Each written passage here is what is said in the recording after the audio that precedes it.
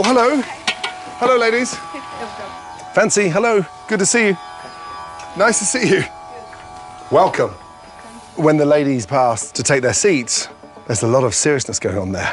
But listen, they really know their stuff. So I suppose I'm getting critiqued by the best. I want to prove that I can master this. They look serious, those women. I think I'm going to get my ass handed to me on a plate.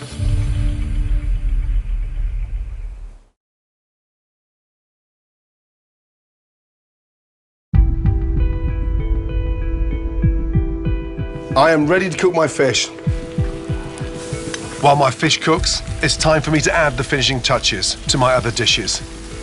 Bitter lime in the pandi curry and coffee liqueur on top of the rice pudding. Right, fish is ready.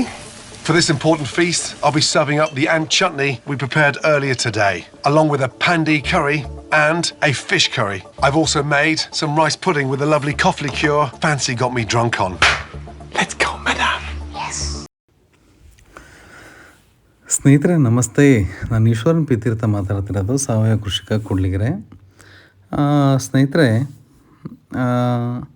ಪ್ರವಾಸೋದ್ಯಮ ಅನ್ನೋದು ನಮಗೆಲ್ಲರಿಗೂ ಈ ಪದ ಕೇಳಿದ್ದೀವಿ, tourism ಅಂತೇಳಿ ಕೇಳಿರ್ತೀವಿ.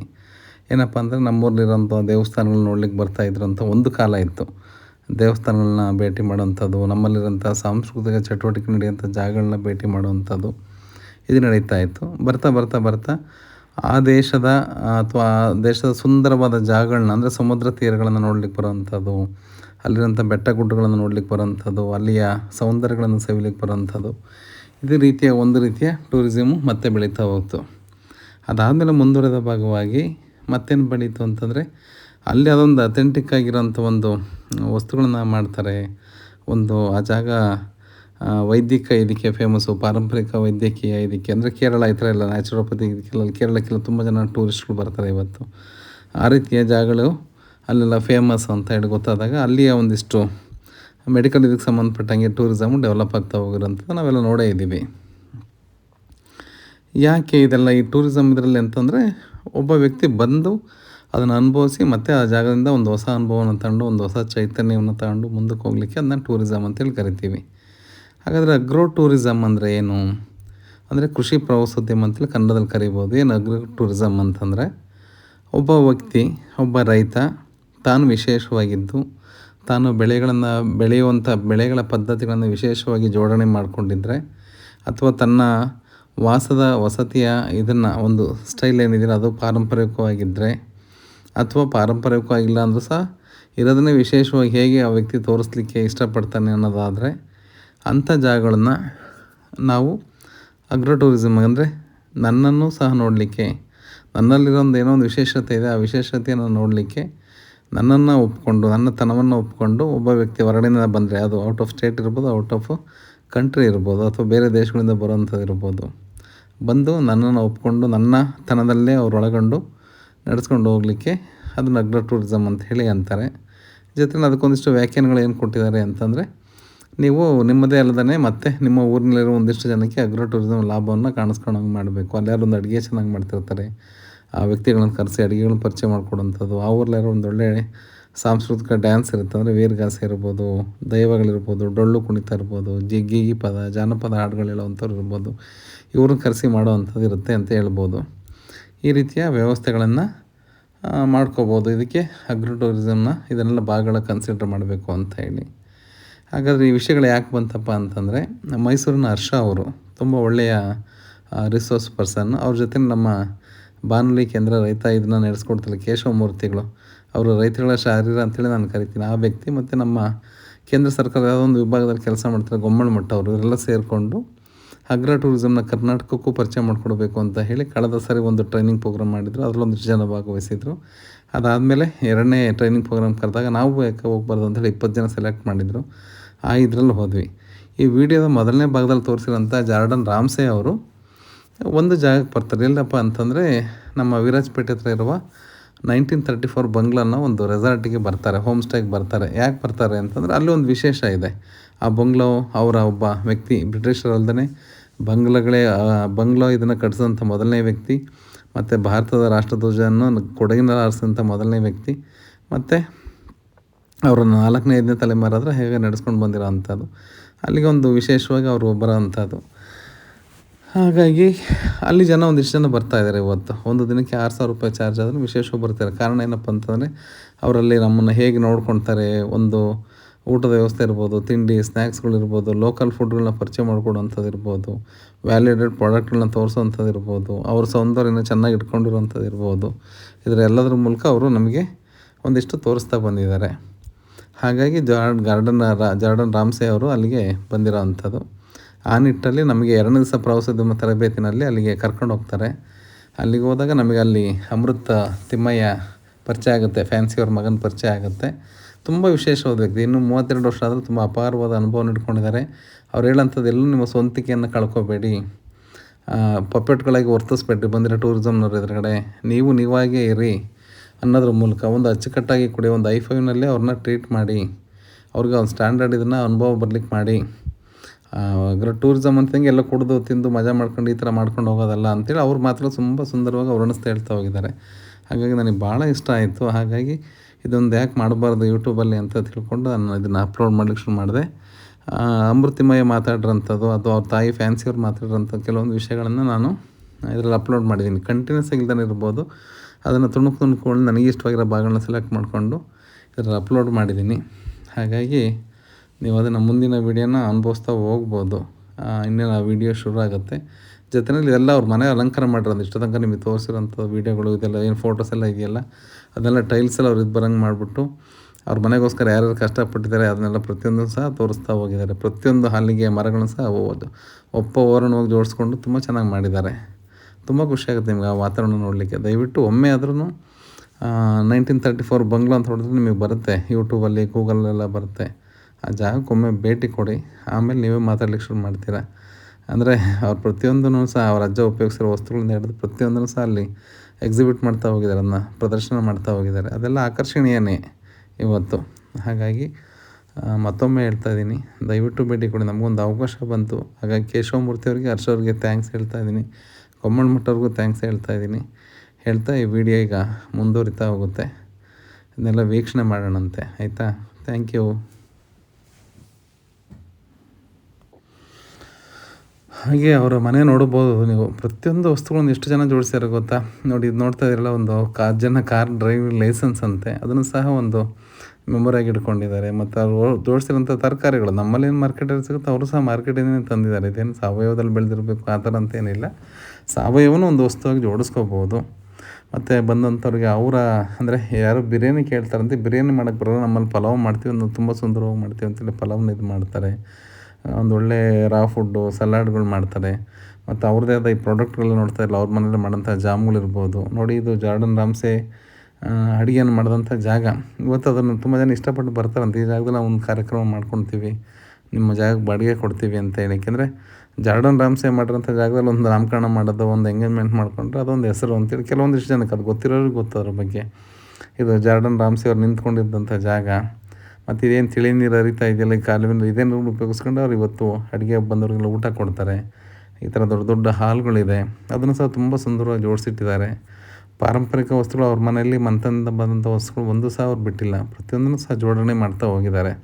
ಖುಷಿಯಾಗುತ್ತೆ ನಮಗೆಲ್ಲ ಇದೆಲ್ಲ ನೋಡ್ತಾ ಇದ್ದರೆ. ನಾವೆಲ್ಲ ಕಳ್ಕೊಂಡಿದ್ವಿ ಅಂಥ ವಸ್ತುಗಳೆಲ್ಲ ಮತ್ತೆ ಜೋಡಿಸಿಟ್ಟು ನಮಗೆಲ್ಲ ನೆನಪು ಮಾಡ್ತಾಯಿದ್ದಾರೆ. ನಮ್ಮ ನೆನಪುಗಳಿಗೆ ಒಂದು ಯೌವನವನ್ನು ತುಂಬ್ತಾ ಇದ್ದಾರೆ ಇವರು ಅಂತೇಳಿ ಅನಿಸ್ತಾ ಹೋಗುತ್ತೆ.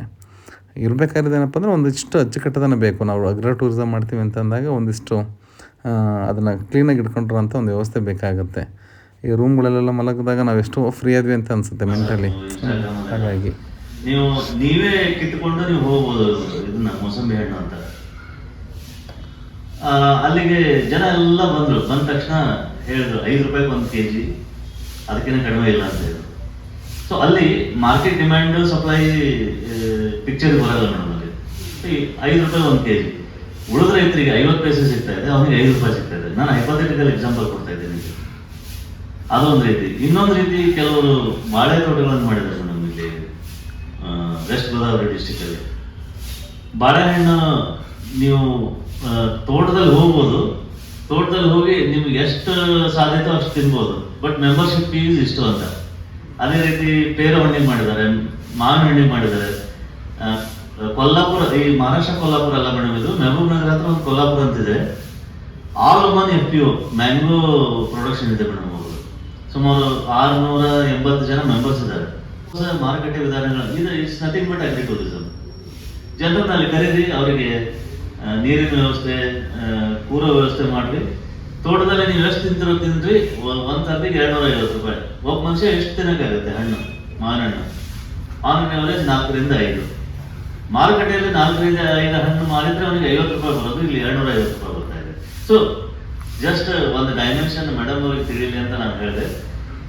ಮೇಡಮ್ ಅವ್ರು ಹೇಳ್ದಂಗೆ ಈಗ ನಾನು ಲಾಸ್ಟ್ ಟೈಮು ಕೂಡ ನಾನು ಮೇಡಮ್ ಅವ್ರಿಗೆ ಭರವಸೆ ಕೊಟ್ಟಿದ್ದೆ. ಬಟ್ ನಮ್ಮಲ್ಲಿ ಬಹಳ ಬಿಜಿ ಶೆಡ್ಯೂಲ್ ಇರುತ್ತೆ ಮೇಡಮ್. ಈಗ ನಾವೊಂದು 15 ದಿವಸ ಅಗ್ರಿ ಎಕ್ಸಿಬಿಷನ್ ಮಾಡಿದ್ವಿ ಮೇಡಮ್. ಇಲ್ಲಿ ಹೈದರಾಬಾದಲ್ಲಿ ರಾಷ್ಟ್ರಪತಿ ನಿಲಯಂ ಅಂತಿದೆ. ಅಂದ್ರೆ ಅಲ್ಲಿ ವಿಂಟರ್ ಇದ್ದಾಗ ರಾಷ್ಟ್ರಪತಿಗಳು ಅಲ್ಲಿ ಬಂದು ತಗಿತಾರೆ ಮೇಡಮ್. ಅವರು ಒಂದು 80 ಎಕರೆ ಜಾಗ ಇದೆ. ನಮಗೆ ಎಕ್ಸಿಬಿಷನ್ ಮಾಡಕ್ಕೆ ಹೇಳಿದ್ರು ಮೇಡಮ್.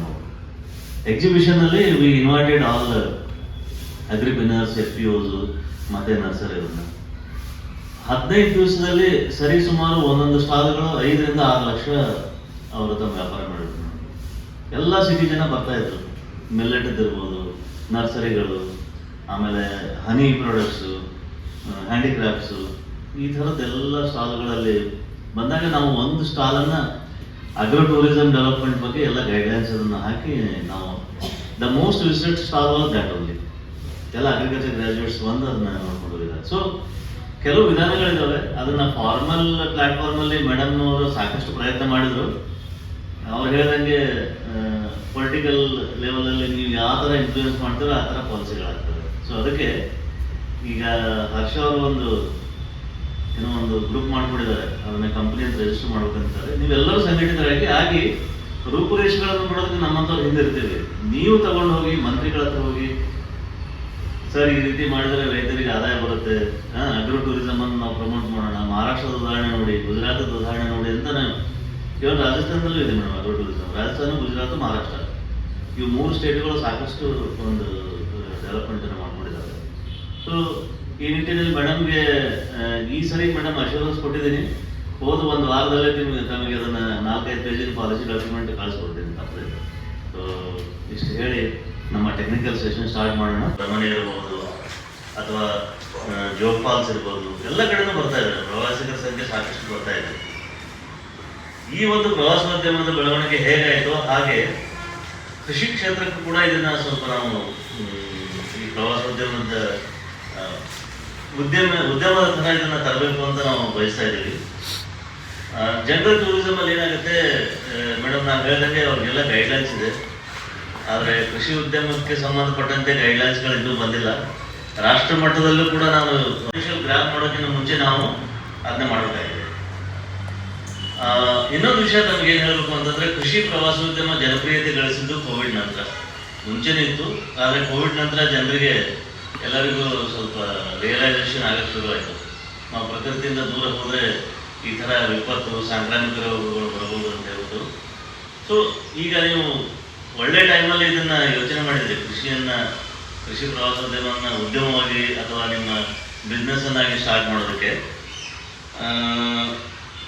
ಸೊ ಈಗ ಇನ್ನೊಂದು ಡೆವಲಪ್ಮೆಂಟ್ ಏನು ಅಂತಂದ್ರೆ, ಗ್ರಾಹಕರಲ್ಲಿ ದುಡ್ಡು ಬರ್ತಾ ಇದೆ, ಪರ್ ಕ್ಯಾಪಿಟಲ್ ಇನ್ಕಮ್ ಏನಾಗ್ತಾ ಇದೆ, ಹೆಚ್ಚಿಗೆ ಆಗ್ತಾ ಇದೆ. ನಗರದಲ್ಲಿ ಜನಸಂಖ್ಯೆ ಬೆಳವಣಿಗೆ ಜಾಸ್ತಿ ಆಗ್ತದೆ. ಮೇಡಮ್ ಅವ್ರು ಹೇಳಿದ್ರು ಎಲ್ಲರೂ ನಾವು ನಗರಕ್ಕೆ ಬರಬೇಕು ಅಂತ ಅಲ್ವಾ. ಬಟ್ ಅದು ಕೋವಿಡ್ ಆದಾಗ ಕೆಲವು ಜನ ಎಲ್ಲ ರಿವರ್ಸ್ ಮೈಗ್ರೇಷನ್ ಆಯಿತು. ಹಳ್ಳಿಗಳಲ್ಲಿ ಹೋಗಿ ತಮ್ಮೊಂದು ವಿಲ್ಲಾನೋ ಅಥವಾ ಫಾರ್ಮ್ ಹೌಸ್ ಮಾಡ್ಕೊಂಡು ಇರ್ತಾ ಇದ್ರು. ಬಟ್ ಕೋವಿಡ್ ಹೋದ ನಂತರ ಮತ್ತೆ ಅದೇ ಸ್ಥಿತಿಗೆ ಬಂದೀಗ ಎಲ್ಲರೂ ಮತ್ತೆ. ಯಾಕೆಂದ್ರೆ ಇಲ್ಲಿ ಉದ್ಯೋಗ ಅವಕಾಶಗಳು ಜಾಸ್ತಿ ಇದ್ದಾವೆ ಶಹರದಲ್ಲಿ ಅಲ್ವಾ. ಏನೋ ಕನ್ಸ್ಟ್ರಕ್ಷನ್ ಇಂಡಸ್ಟ್ರಿ ಇರ್ಬೋದು ಅಥವಾ ಸರ್ವಿಸ್ ಸೆಕ್ಟರ್ ಇರ್ಬೋದು, ಸರ್ಕಾರಿ ಕಚೇರಿಗಳಿರ್ಬೋದು, ಸಾಕಷ್ಟು ಅವಕಾಶಗಳಿದ್ದಾವೆ, ವಿಪುಲವಾದಂಥ ಅವಕಾಶಗಳಿದ್ದಾವೆ. ಅದಕ್ಕಾಗಿ ಯುವಕರೆಲ್ಲ ನಗರದ ಹತ್ರ ಬರ್ತಾ ಇದ್ದಾರೆ. ನಾನು ಸ್ವಾಮಿನಾಥನ್ ಕಮಿಟಿ ಎಕ್ಸಾಂಪಲ್ ಕೊಡ್ತಾ ಇದ್ದೆ ಮೇಡಮ್. ಪ್ರತಿ ವರ್ಷ 2 ಲಕ್ಷ ಜನ ಕೃಷಿಯನ್ನು ಬಿಟ್ಟು ಹೋಗ್ತಾ ಇದ್ದಾರೆ. ನಮ್ಮ ದೇಶದಲ್ಲಿ ಕೃಷಿಕರ ಸಂಖ್ಯೆ 14 ಕೋಟಿ. ಇದು 2011 ಸೆನ್ಸಸ್ ಮೇಡಮ್. ಇದು ಮೊನ್ನೆ ಅಪ್ರಾಕ್ಸಿಮೇಟ್ ಎಸ್ಟಿಮೇಷನ್ ಮಾಡಿದ್ರು, it is coming down to around 11 crores. ಅಂದರೆ 2011ದಿಂದ 2025 ಸುಮಾರು 3 ಕೋಟಿ ಜನ ಕೃಷಿ ಉದ್ಯಮವನ್ನು ಬಿಟ್ಟಿದ್ದಾರೆ, ಕೃಷಿಯನ್ನು ಬಿಟ್ಟಿದ್ದಾರೆ. ಕೃಷಿ ಉದ್ಯಮ ಅಲ್ಲ, ಕೃಷಿಯನ್ನು ಬಿಟ್ಟಿದ್ದಾರೆ. ಆದರೆ ಆರ್ಥಿಕತೆ ಮೇಲೆ ಹೇಳೋ ಪ್ರಕಾರ ಕೃಷಿಯಲ್ಲಿ ಬಹಳ ಜನ ತೊಳ್ಕೊಂಡಿದ್ದೀವಿ ನಾವು. 40-45% ಜನ ಡೈರೆಕ್ಟ್ಲಿ ನಾವು ಕೃಷಿಯಲ್ಲಿದ್ದೀವಿ. ಅಲ್ಲಿಂದ ಜನ ಹೊರಗಡೆ ಹೋಗ್ಬೇಕು, ಬಹಳಷ್ಟು ಕಡಿಮೆ ಜನ ಈ ಕೃಷಿಯನ್ನು ಅಳವಡಿಸ್ಕೋಬೇಕು ಅನ್ನುವಂಥ ಒಂದು ಆರ್ಥಿಕ ವಿಶ್ಲೇಷಣೆ ಆಗುತ್ತೆ madam. Economist say that labour should come out of the agriculture sector. But ಅದು ಯಾವಾಗ ಆಗುತ್ತೆ? ಉಳಿದ ಕ್ಷೇತ್ರಗಳಲ್ಲಿ ಅವರಿಗೆ ಅವಕಾಶಗಳು ಸಿಕ್ಕರೆ ಮಾತ್ರ ಅದು ಸಾಧ್ಯ. ಉಳಿದ ಕ್ಷೇತ್ರಗಳಲ್ಲಿ ಸಿಗೋ ಅವಕಾಶ ಎಷ್ಟು? ಈಗ ಬೆಂಗಳೂರು ಅಂತ ನಗರ ಅಥವಾ ಹೈದರಾಬಾದು, ಚೆನ್ನೈನಲ್ಲಿ ನೀವು 50 ಲಕ್ಷ 1 ಕೋಟಿ ಜನ ಮೈಗ್ರೇಟ್ ಆಗಿ ಬರ್ಬೋದು.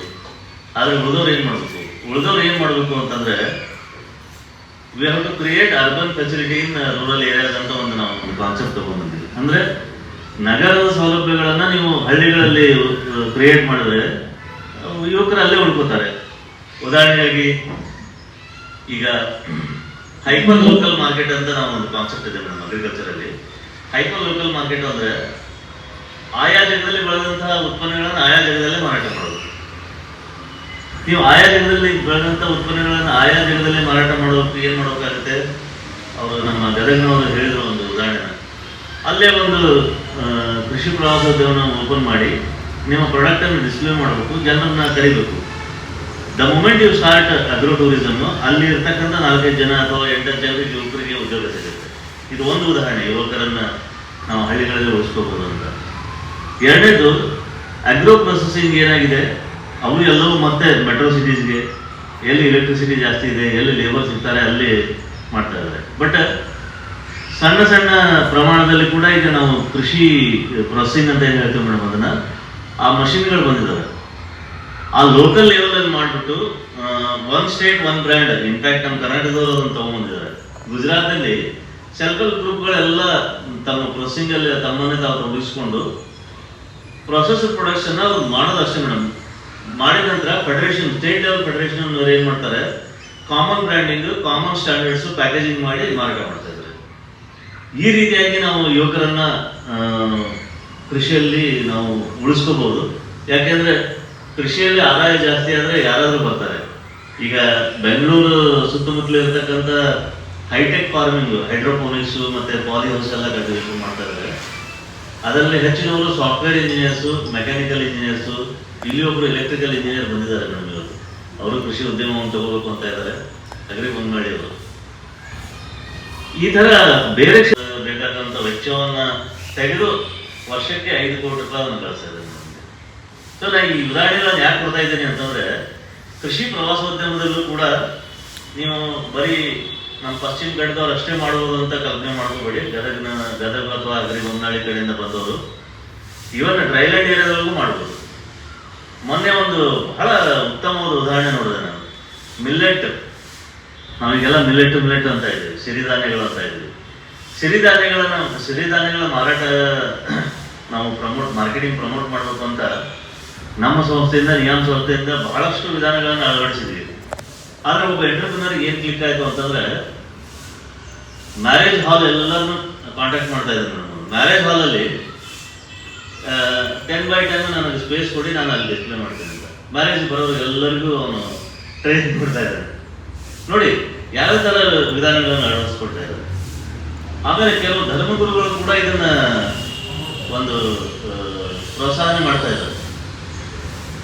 ರಾಯಚೂರಲ್ಲಿ ಈ ಕೃಷಿ ವಿಸ್ತರಣೆ ಬಗ್ಗೆ ಒಂದು ಚರ್ಚೆ ಆಗ್ತಾ ಇತ್ತು ಮೇಡಮ್. ಅದು ಏನು ಈ ಎಕ್ಸ್ಟೆನ್ಷನ್ ಆಕ್ಟಿವಿಟೀಸ್ ನಾವು ಇಷ್ಟೆಲ್ಲ ಮಾಡ್ತೀವಿ, ರೈತರಿಗೆ ಅದು ತಂತ್ರಜ್ಞಾನ ಮುಟ್ತಾ ಇಲ್ಲ ಅಥವಾ ರೈತರಿಗೆ ಅವೇರ್ನೆಸ್ ಕ್ರಿಯೇಟ್ ಆಗ್ತಾ ಇಲ್ಲ, ಏನ್ ಮಾಡಬೇಕು ಅಂತಂದು.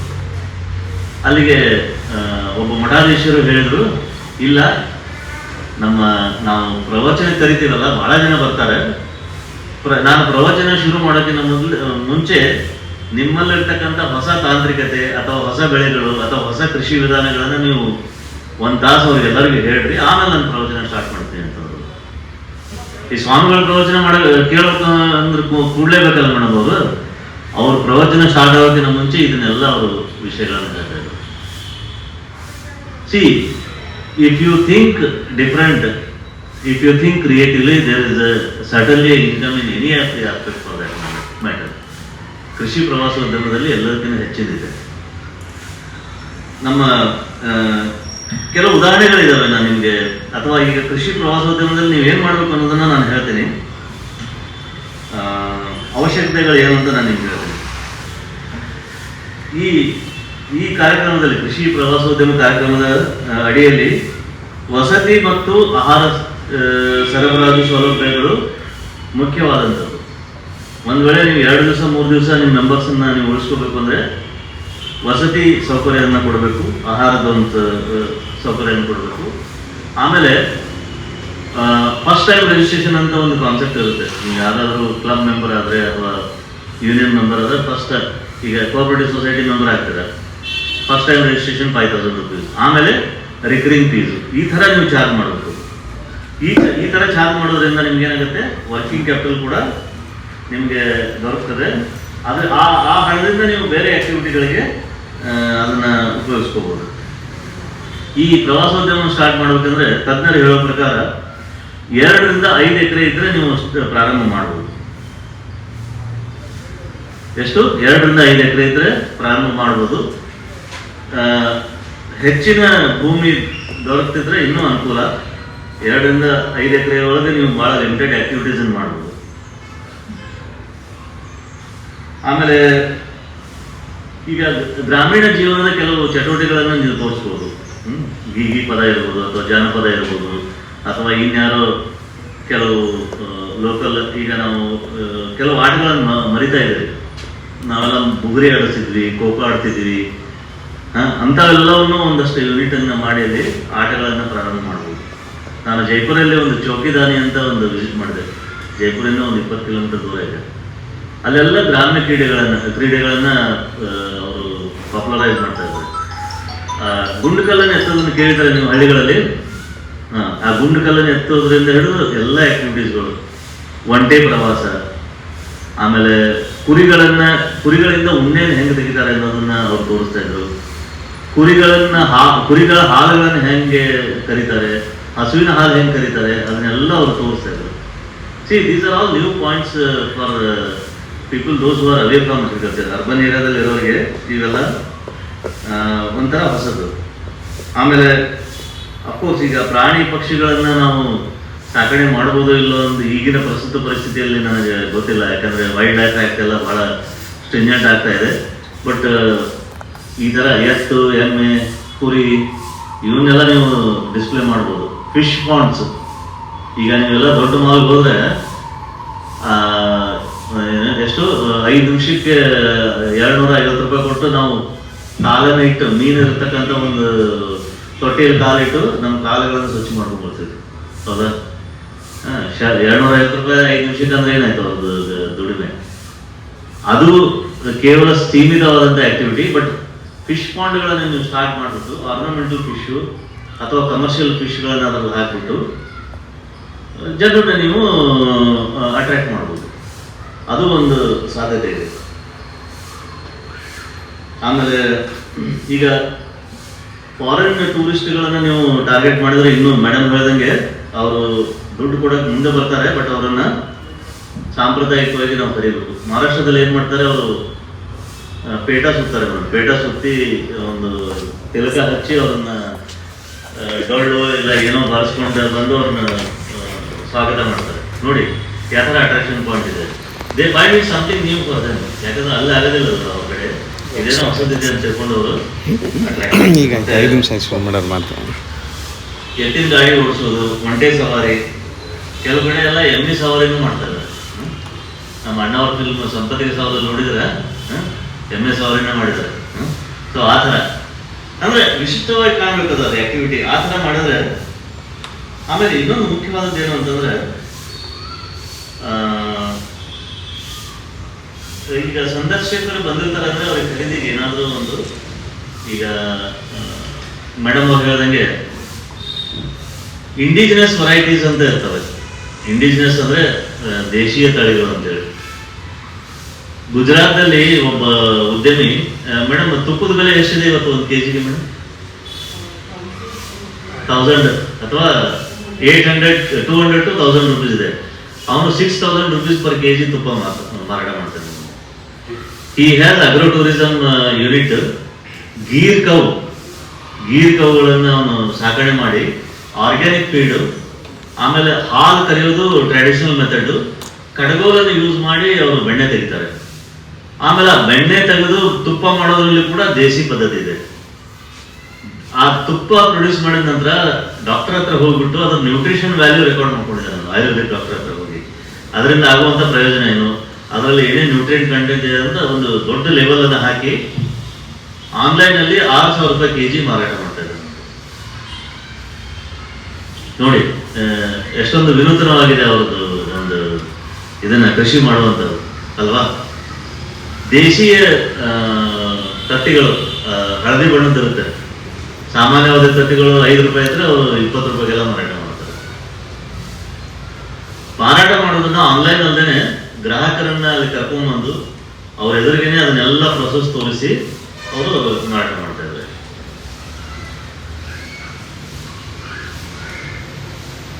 ನೋಡಿ, ಇದನ್ನ ಅಗ್ರೋ ಟೂರಿಸಂ ಸ್ಟಾರ್ಟ್ ಮಾಡೋಕ್ಕಿಂತ ಮುಂಚೆ ನಾನು ಮೇಡಮ್ ಅವ್ರ ಹತ್ರ ಡಿಸ್ಕಸ್ ಮಾಡ್ತಾ ಇದ್ದೆ.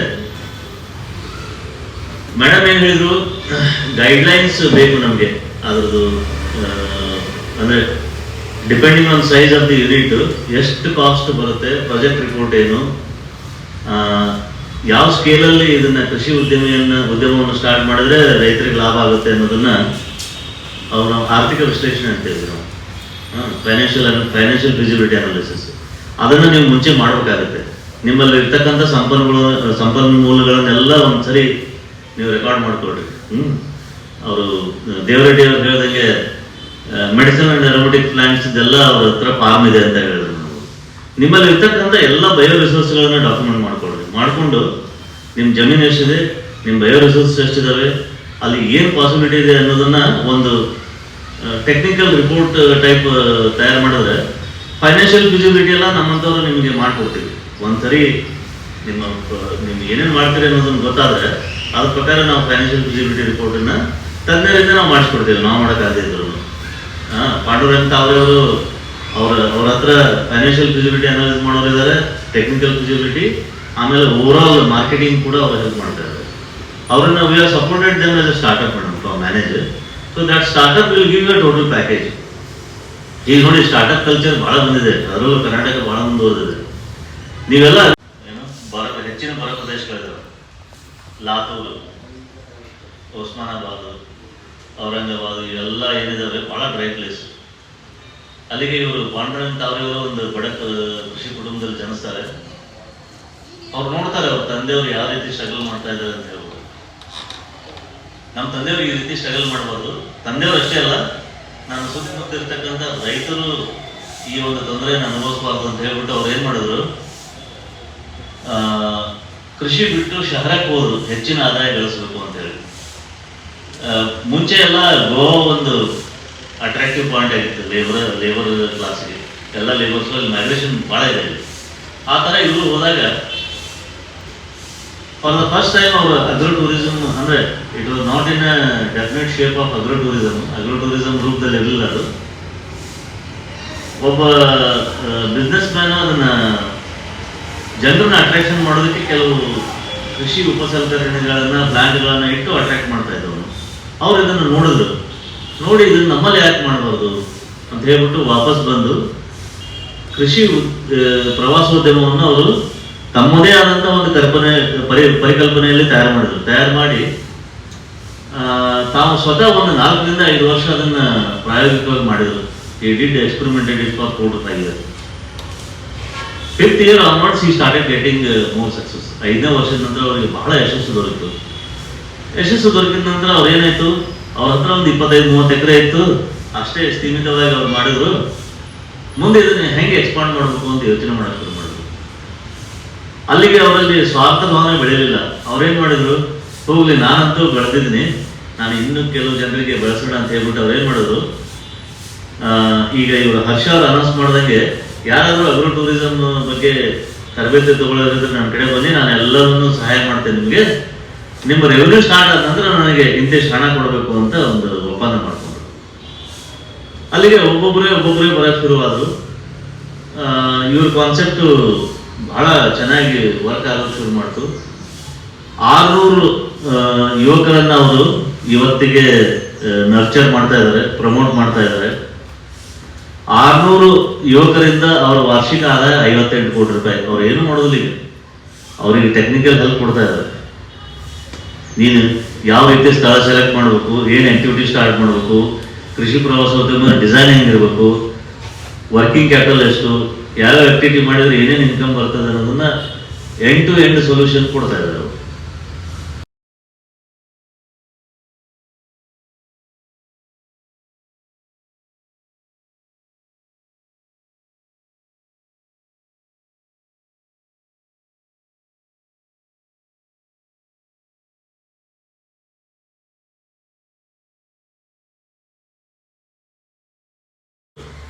ಅವನ್ನೆಲ್ಲವನ್ನು ಹಾರ್ವೆಸ್ಟಿಂಗ್ ಆದ ತಕ್ಷಣ ಅವರಿಗೆ ಪೇಷನ್ಸ್ ಇರ್ತಿರ್ಲಿಲ್ಲ.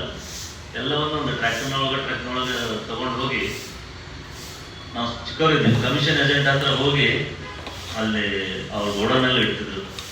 ಇಟ್ಟ ನಂತರ ಒಂದು 5,000 ಅಡ್ವಾನ್ಸ್ ಕೊಡಪ್ಪ, ಇದು ಮಾರಾಟ ಮಾಡಿದ ನಂತರ ಅದನ್ನ ನೀನು ಮುರುಕು ಅಂತ ಹೇಳ್ತಿದ್ರು. ರೈತ APMCನಲ್ಲಿ ತಮ್ಮ ಕಮಿಷನ್ ಏಜೆಂಟ್ ಹತ್ರ ಆ ಮಾಲ್ ಇಟ್ಟ ನಂತರ ದುಡ್ಡನ್ನು ತಗೊಂಡು ಮನೆಗೆ ಬಂದ್ಬಿಡ್ತಾನೆ. ತನ್ನ ವೈಯಕ್ತಿಕ ಕೆಲವು ಏನು ಶಾಪಿಂಗು ಅಥವಾ ಏನಾದ್ರು ಖರೀದಿ ಮಾಡಿದ್ರೆ ಖರೀದಿ ಮಾಡ್ಕೊಂಡು ಬಂದ್ಬಿಡ್ತಾನೆ. It is the duty of commission agent to go for payment and selling. ಆ ಕಮಿಷನ್ ಏಜೆಂಟ್ ಸರಿಯಾಗಿ ತೂಕ ಮಾಡ್ತಾನೋ ಇಲ್ಲೋ, ನನ್ನ ಮಾಲಿಗೆ ಏನು ಬೆಲೆ ಬರ್ತದೆ ಅನ್ನೋದು ಕೂಡ ಗೊತ್ತಿರಲಿಲ್ಲ ಅಂತಂದೆ ಅವರಿಗೆ. ಒಂದು ವಾರ ಆದ ನಂತರ ದಲ್ಲಾಳಿಗಳ ಹತ್ರ ಹೋಗಿ, ನಮ್ದು ಎಷ್ಟು ಆತಪ್ಪ, ನಮ್ಮ ದುಡ್ಡು ಎಷ್ಟು ಬರುತ್ತೆ ಯಜಮಾನ್ರೆ, ನಿಮ್ದು 25 ಕ್ವಿಂಟಲ್ ಸೋಯಾಬೀನ್ ಆಯಿತು, ಒಂದು 20 ಕ್ವಿಂಟಲ್ ಕಾಟನ್ ಆಯಿತು, ಇಷ್ಟು ಮಾರಾಟ ಆಯಿತು, ಇಷ್ಟು ಉಳಿದಿದೆ, ನಮ್ದು 5,000 ಮಾಡ್ಕೊಂಡು ಇಷ್ಟು ಕೊಡ್ತೇನೆ ನಿಮಗೆ. ಅಂದ್ರೆ ಇದು ರೈತರು ಅವ್ರ ಮೇಲಿಟ್ಟ ನಂಬಿಕೆನೋ ಅಥವಾ ದಲ್ಲಾಳಿಗಳು ರೈತರನ್ನ ಆ ರೀತಿ ಒಂದು ಕಂಪೇಲ್ ಮಾಡಿದ್ರು ಅಂತ ಅಲ್ವಾ? Very typical example of compelling farmers to give. ಯಾವ ಬೆಲೆ ಮಾರಾಟ ಮಾಡಿದ್ರು ಏನು, ಒಂದು ಸ್ಟಡಿ ಪ್ರಕಾರ ಏನ್ ಹೇಳ್ತಿದೆ ಅಂತಂದ್ರೆ, ನಮ್ಮ ಈ ಅಗ್ರಿಕಲ್ಚರ್ ಕ್ರೆಡಿಟ್ ಲೋನ್ ಅಂತೂ ಬಹಳ ದುರ್ಲಭ. ಬ್ಯಾಂಕ್ನವರು ರೈತ ಹೋದ ತಕ್ಷಣ ನೋಡ್ತಾರಲ್ಲ ಮುಂಚೆ. ಈ ನಮ್ಮ ಹತ್ರ ಹೋದ್ರೆ ಜಾಕೆಟ್ ಗಿಟ್ ಹಾಕೊಂಡು ಏನ್ ಮಾಡ್ತಾರೆ, ಸರ್ ಬನ್ನಿ ಸರ್, ಯಾಕಂದ್ರೆ ಮಂತ್ಲಿ ಅವರಿಗೆ ರಿಪೇಮೆಂಟ್ ಬರುತ್ತೆ. ಅದಕ್ಕೆ ಅನ್ಫಾರ್ಚುನೇಟ್ಲಿ ರೈತ ಹೋದ್ರೆ ಆ ಡಾಕ್ಯುಮೆಂಟ್ ತಗೊಂಬ, ಈ ಡಾಕ್ಯುಮೆಂಟ್ ತಗೊಂಬ, ಒಂದು 3 ಸರಿ ಹೋಗಿ ಬಂದು ಮಾಡಿದ ತಕ್ಷಣ ರೈತನಿಗೆ ಏನು ಅನ್ಸುತ್ತೆ, ಬೇಡಪ್ಪ, ನಮ್ಮ ದಲ್ಲಾಳಿ ಹತ್ರನೇ 2 ರೂಪಾಯಿಗಾದ್ರೂ ಪರವಾಗಿಲ್ಲ, ತಗೊಂಡು ನಾನು ಏನೋ ಮಾಡ್ಕೋಬಹುದು. Commission agent is not earning more income from difference in the price. ಅಂದ್ರೆ ಬೆಲೆಯ ವ್ಯತ್ಯಾಸ ಏನಿರುತ್ತಲ್ಲ ಅದರಿಂದ ಅವನು ಜಾಸ್ತಿ ಆದಾಯ ಗಳಿಸ್ತಾ ಇಲ್ಲ. ರೈತರಿಗೆ ಕೊಟ್ಟಂತ ಸಾಲದಿಂದ ಅವನು 60 to 70% ಅವನ ಆದಾಯ ಜಾಸ್ತಿ ಬರುತ್ತೆ. ಮಧ್ಯರಾತ್ರಿಯಲ್ಲಿ ಹೋಗಿ ನನ್ನ ಮಗನ ನಾನು ಅಡ್ಮಿಟ್ ಮಾಡಿದ್ದೀನಿ, ನನಗೊಂದು 20,000 ಬೇಕು ಅಂತ ಬ್ಯಾಂಕ್ ಅವ್ರು ಕೇಳಿ ಕೊಡ್ತಾರೆ, ಕೊಡಲ್ಲ. 100 ವರ್ಷದಿಂದ ನಾವು ದಲ್ಲಾಳಿಗಳನ್ನ ನಂಬ್ಕೊಂಡು ಬಂದಿದ್ವಿ. ಅದನ್ನ ಈಗ ಏನ್ ಮಾಡ್ತಾ ಇದ್ದಾರೆ ಸರ್ಕಾರದವರು, ಇಲ್ಲ ನಾವು APMCಗಳನ್ನ ತೆಗೆದುಬಿಡೋಣ, ಬೇರೆ ತರದ ವಿಧಾನದ ಒಂದು ಮಾರುಕಟ್ಟೆಯನ್ನು ಮಾಡೋಣ, ಪ್ರೈವೇಟ್ ಮಾರುಕಟ್ಟೆಗಳನ್ನ ಪ್ರೋತ್ಸಾಹನೆ ಮಾಡೋಣ ಅಂತ ಹೊರಟಿದ್ದಾರೆ. ಅದು ನಿಜವಾಗಿ ಪ್ರಾಕ್ಟಿಕಲ್ ಅಲ್ಲ.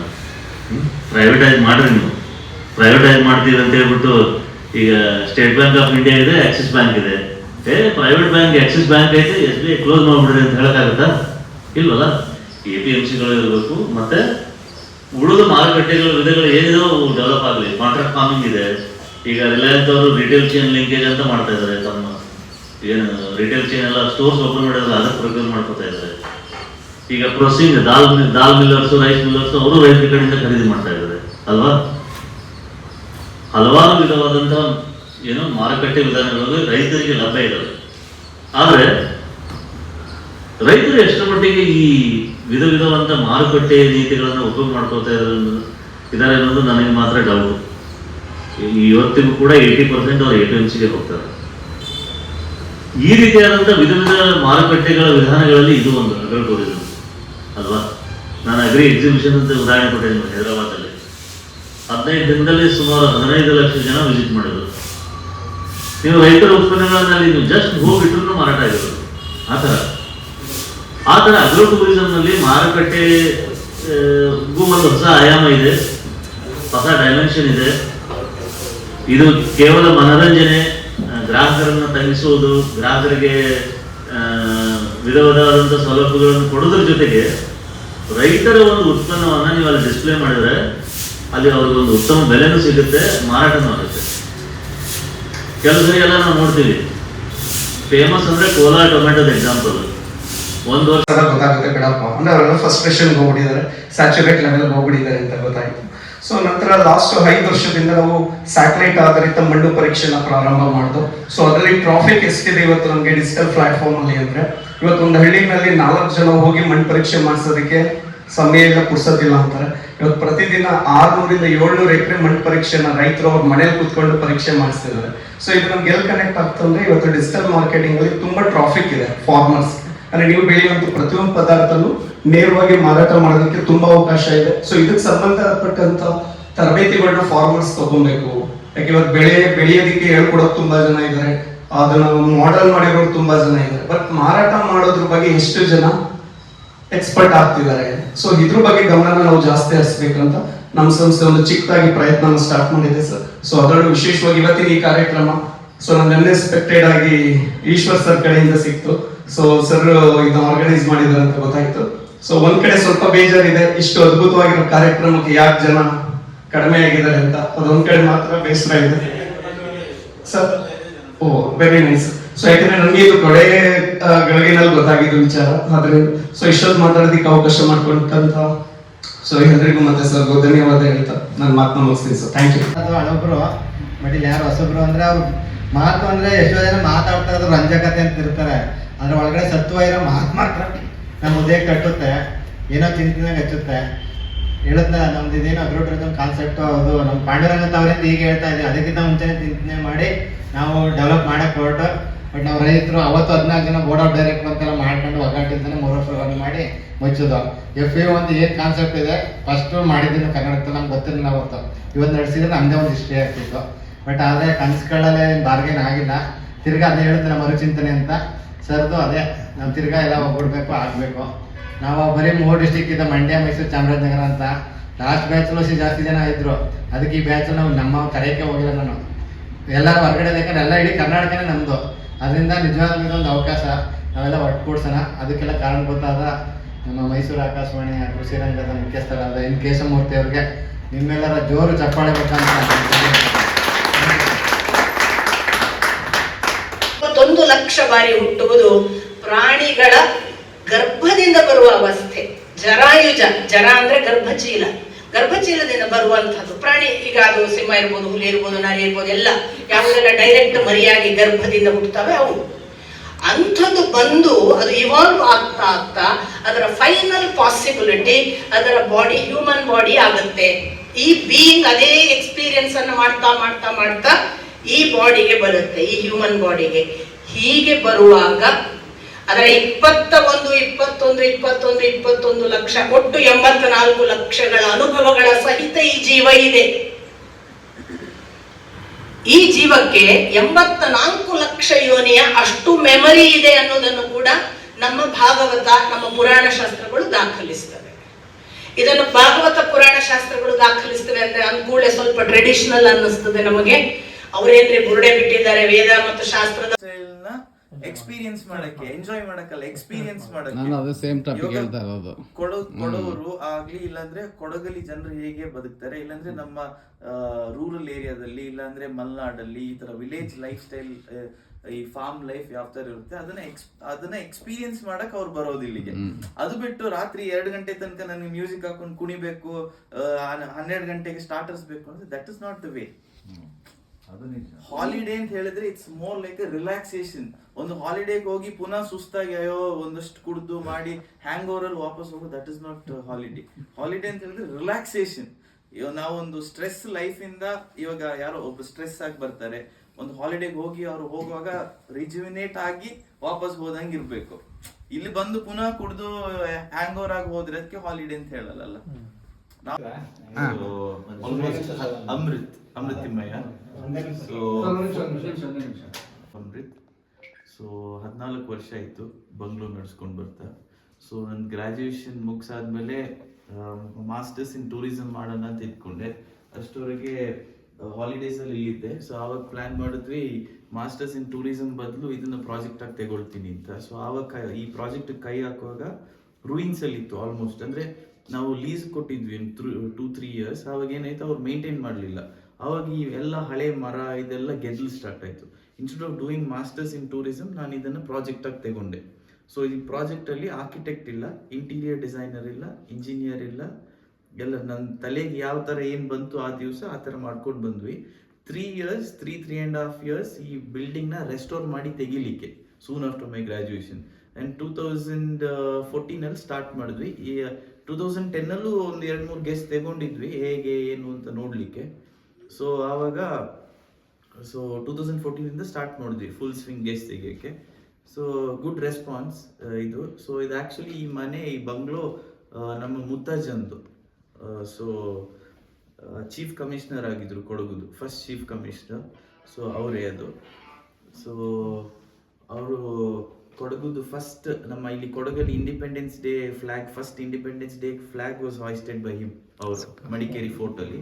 ಸೊ ಈ ಬಂಗ್ಲೋ 1926 ಕಟ್ಟಲಿಕ್ಕೆ ಪ್ಲಾನ್ ಮಾಡಿದ್ದು. ನಮ್ದು ಎಂಟೈರ್ ಎಸ್ಟೇಟ್ ಒಂದು ಕಲರ್ ಮ್ಯಾಪ್ ಇದೆ. ಆ ಮ್ಯಾಪ್ ಅಲ್ಲಿ ಬಂಗ್ಲೋ ಪ್ರಪೋಸ್ ಸೈಟ್ ಅಂತ 1926 ಮಾರ್ಕ್ ಮಾಡಿದ್ದಾರೆ. ಸೊ 1934 ಈ ಪ್ರಾಜೆಕ್ಟ್ ಫಿನಿಶ್ ಆಗಿತ್ತು. ಸೊ ಆವಾಗ ನೀವು ಇವಾಗ ಅಲ್ಲಿ ಬಸ್ ಹೇಳಿದ್ರಲ್ಲ ಜಂಕ್ಷನ್ ಕೆಳಗಡೆ, ಸೊ ಅಲ್ಲಿಂದ ಇಲ್ಲಿಗೆ 4 ವರ್ಷ 2 ಎತ್ತಿನ ಗಾಡಿಲಿ ಎಲ್ಲ ರಾ ಮೆಟೀರಿಯಲ್ಸ್ ಎಲ್ಲ ಕಾಟ್ ಮಾಡಿದ್ದು. ಸೊ ಅಂಟಿಲ್ ದೆನ್ ಬ್ರಿಟಿಷರ್ಸ್ ಮಾತ್ರ ಬಂಗ್ಲೋ ಕಟ್ತಾ ಇದ್ದಿದ್ದು. I think this was one of the first bungalow built by a Kodava ಇಲ್ಲಿ ಕೊಡಗಲ್ಲಿ. ಸೊ ಹಾಗೆ ಆ ಮನೆ ಇದು. ಮತ್ತೆ ನಮ್ದು ಹೆರಿಟೇಜ್ ನ ಸಹ ಏನು ಮುಂದುವರಿಸಬೇಕು ಅಂತ ಇತ್ತು. ಅದಕ್ಕೆ ಇದನ್ನ ರೆಸ್ಟೋರ್ ಮಾಡಿದ್ವಿ. ಇವಾಗ ನಾವು ಏನ್ ಇದಕ್ಕೆ ಇನ್ವೆಸ್ಟ್ ಮಾಡಿದೀವಿ ಅದೇ ದುಡ್ಡಲ್ಲಿ ಸುಮಾರು ಕಾಟೇಜ್ ಅದು ಇದೆಲ್ಲ ಬರ್ತಾ ಇತ್ತು. ಬಟ್ ನಮ್ದು ಮೇನ್ ಪ್ರಯಾರಿಟಿ ವಾಸ್ ಏನು, ಈ ಹೆರಿಟೇಜ್ ನ ಪ್ರಿಸರ್ವ್ ಮಾಡ್ಕೊಂಡು ಹೋಗ್ಬೋದು. ಇವಾಗ ಕಾಟೇಜ್ ಯಾರು ಬೇಕಾದ್ರೂ ಎಲ್ಲಿ ಬೇಕಾದ್ರೂ ಕೊಡ್ಬೋದು, ಅದಕ್ಕೆ ಸ್ಟೋರಿ ಬರಲ್ಲ. ಮತ್ ನಾವು ಇಲ್ಲಿ ಇದಕ್ಕೆ ಏನು ಹೊಸ ಸ್ಟೋರಿ ಕ್ರಿಯೇಟ್ ಮಾಡಿ ಇದು ಅಂತ ಏನು ಮಾಡಕ್ ಹೋಗ್ಲಿಲ್ಲ. ಈ ಮನೆನೇ ಈ ಬಂಗ್ಲೋ ಜನರ ಮುಂಚೆ ಇದನ್ನ ಬಂಗ್ಲೋ ಅಂತಾನೆ ಕರೀತಾ ಇದ್ದಿದ್ದು. ಬಂಗ್ಲಿ ಅಂತ 1934 ಫಿನಿಶ್ ಆಗಿದ್ ಕಾಲ. ಸೊ ಅದಕ್ಕೆ ಇದ್ರ ಹೆಸರು ಸಹ ಬಂಗ್ಲೋ 1934 ಅಂತಾನೆ ಹಾಕಿದ್ದು. ಸೊ ಹಾಗೆ ಇದು ನಮ್ಮ ಮುತ್ತಜ್ಜ ಅವ್ರ ಫೋಟೋ. ಇದು ಅವ್ರದ್ದು ವಿಸಿಟಿಂಗ್ ಕಾರ್ಡ್ 1930s ಅಲ್ಲಿ. ಸೊ ಆ ಅಡ್ರೆಸ್ ನೋಡಿದ್ರೆ ಅದರಲ್ಲಿ ಅಡ್ರೆಸ್ ನೋಡಿದ್ರೆ ಅದರಲ್ಲಿ ಬರೀ ಕೂರ್ಗ್ ಅಂತ ಇರೋದಷ್ಟೇ. ಸೊ ಇದು ಅವ್ರ ಮಗ, ಅವ್ರದ್ದು ಏನು ಅವ್ರದ್ದು ಬಾಡಿ ಬಂದು ಸಿಂಗಾಪುರ್ ವಾರ್ ಮೆಮೋರಿಯಲ್ ಅಲ್ಲಿ ಕ್ರಿಮಿನೇಟ್ ಆಗಿರೋದು. ಅವರು ಮಲಾಯ ವಾರ್ ಅಲ್ಲಿ ತೀರೋದ್ರು ಅಗೇನ್ಸ್ಟ್ ದ ಜಾಪನೀಸ್ ಆರ್ಮಿ. ಇದು ನಮ್ಮ ಮುತ್ತಜ್ಜಿ. ಸೊ ಇವರು was the main inspiration for him to build the bungalow. So ಇವ್ರಿಗೆ ಥ್ಯಾಂಕ್ಸ್ ಹೇಳ್ಬೇಕು ನಾವು. ಇವಾಗ ಅವರು ಆಗಿನ ಕಾಲದಲ್ಲಿ ಕಟ್ಟಿದಕ್ಕೆ ಇನ್ನೂ ಈ ಮನೆ ನಮ್ಗೆ ಅನ್ನ ಆಗ್ತಾ ಹೋಗ್ತಾ ಇದೆ. ಸೊ ನಾವೇನೋ ಇವಾಗ ಲೆಟ್ಸ್ ಇವಾಗ ನಮ್ದು ಇವಾಗ ಇದೆಲ್ಲ ರೂರಲ್ ಏರಿಯಾ, ನಾವು ಸಿಟಿಗೆ ಹೋಗ್ಬೇಕು ಅಂತಿಲ್ಲ. ನಮ್ಮ ಮನೆ ಮುಂದೆನೆ ನಮ್ಗೆ ಅಪರ್ಚುನಿಟಿ ಇರುತ್ತೆ, ಆದ್ರೆ ನಾವು ಹುಡ್ಕೊಳ್ಬೇಕಷ್ಟೇ. ಸೊ ಇವಾಗ ಎಲ್ಲರೂ ಅಬ್ರಾಡೇ ಹೋಗ್ಬೇಕು ಅಂತಿಲ್ಲ, ಎಲ್ಲರೂ ಮೆಟ್ರೋಪಾಲಿಟನ್ ಸಿಟಿನೇ ಸೇರ್ಬೇಕು ಅಂತಿಲ್ಲ. ಇವಾಗ ನಾವಿರೋದು ನಮ್ಮ ಮನೆ ಹತ್ರನೇ, ಮನೆಯಲ್ಲೇ ಇರೋದು. ಬಟ್ ನಮ್ಗೆ ಆಲ್ ಓವರ್ ದ ವರ್ಲ್ಡ್ ಜನರು ಇಲ್ಲಿಗೆ ಬರ್ತಾರೆ. ನಾವು ಆ ಅಪರ್ಚುನಿಟಿನ ಕ್ರಿಯೇಟ್ ಮಾಡ್ಕೋಬೇಕು. ಸೊ ಇಲ್ಲಿ ಅದೇ ತರ ನಾವು ನಡೆಸ್ತಾ ಇರೋದು. ಮತ್ತೆ ನಮ್ದು ಎಲ್ಲ ಸ್ಟಾಫ್ ಬಂದು 3rd generation ವರ್ಕಿಂಗ್. ಸೊ ಈ ಬಂಗ್ಲೋ ಇದ್ರಲ್ಲಿ ಯಾವ ತರ ಆಯ್ತು ಅಂತ ಹೇಳಿದ್ರೆ, ಬಂಗ್ಲೋ ರೆಸ್ಟೋರ್ ಮಾಡ್ಕೊಂಡು ಬಂದೆ ಗ್ರಾಜುಯೇಷನ್ ಆದ್ಮೇಲೆ. ಅವಾಗ ಏನಾಯ್ತು, ಇಲ್ಲಿ ನಮ್ಮ ಅಪ್ಪಂದು ನಮ್ಮ ಅಜ್ಜನ್ಗೆಲ್ಲ ಕುಕ್ ಮಾಡ್ತಾ ಇದ್ರು.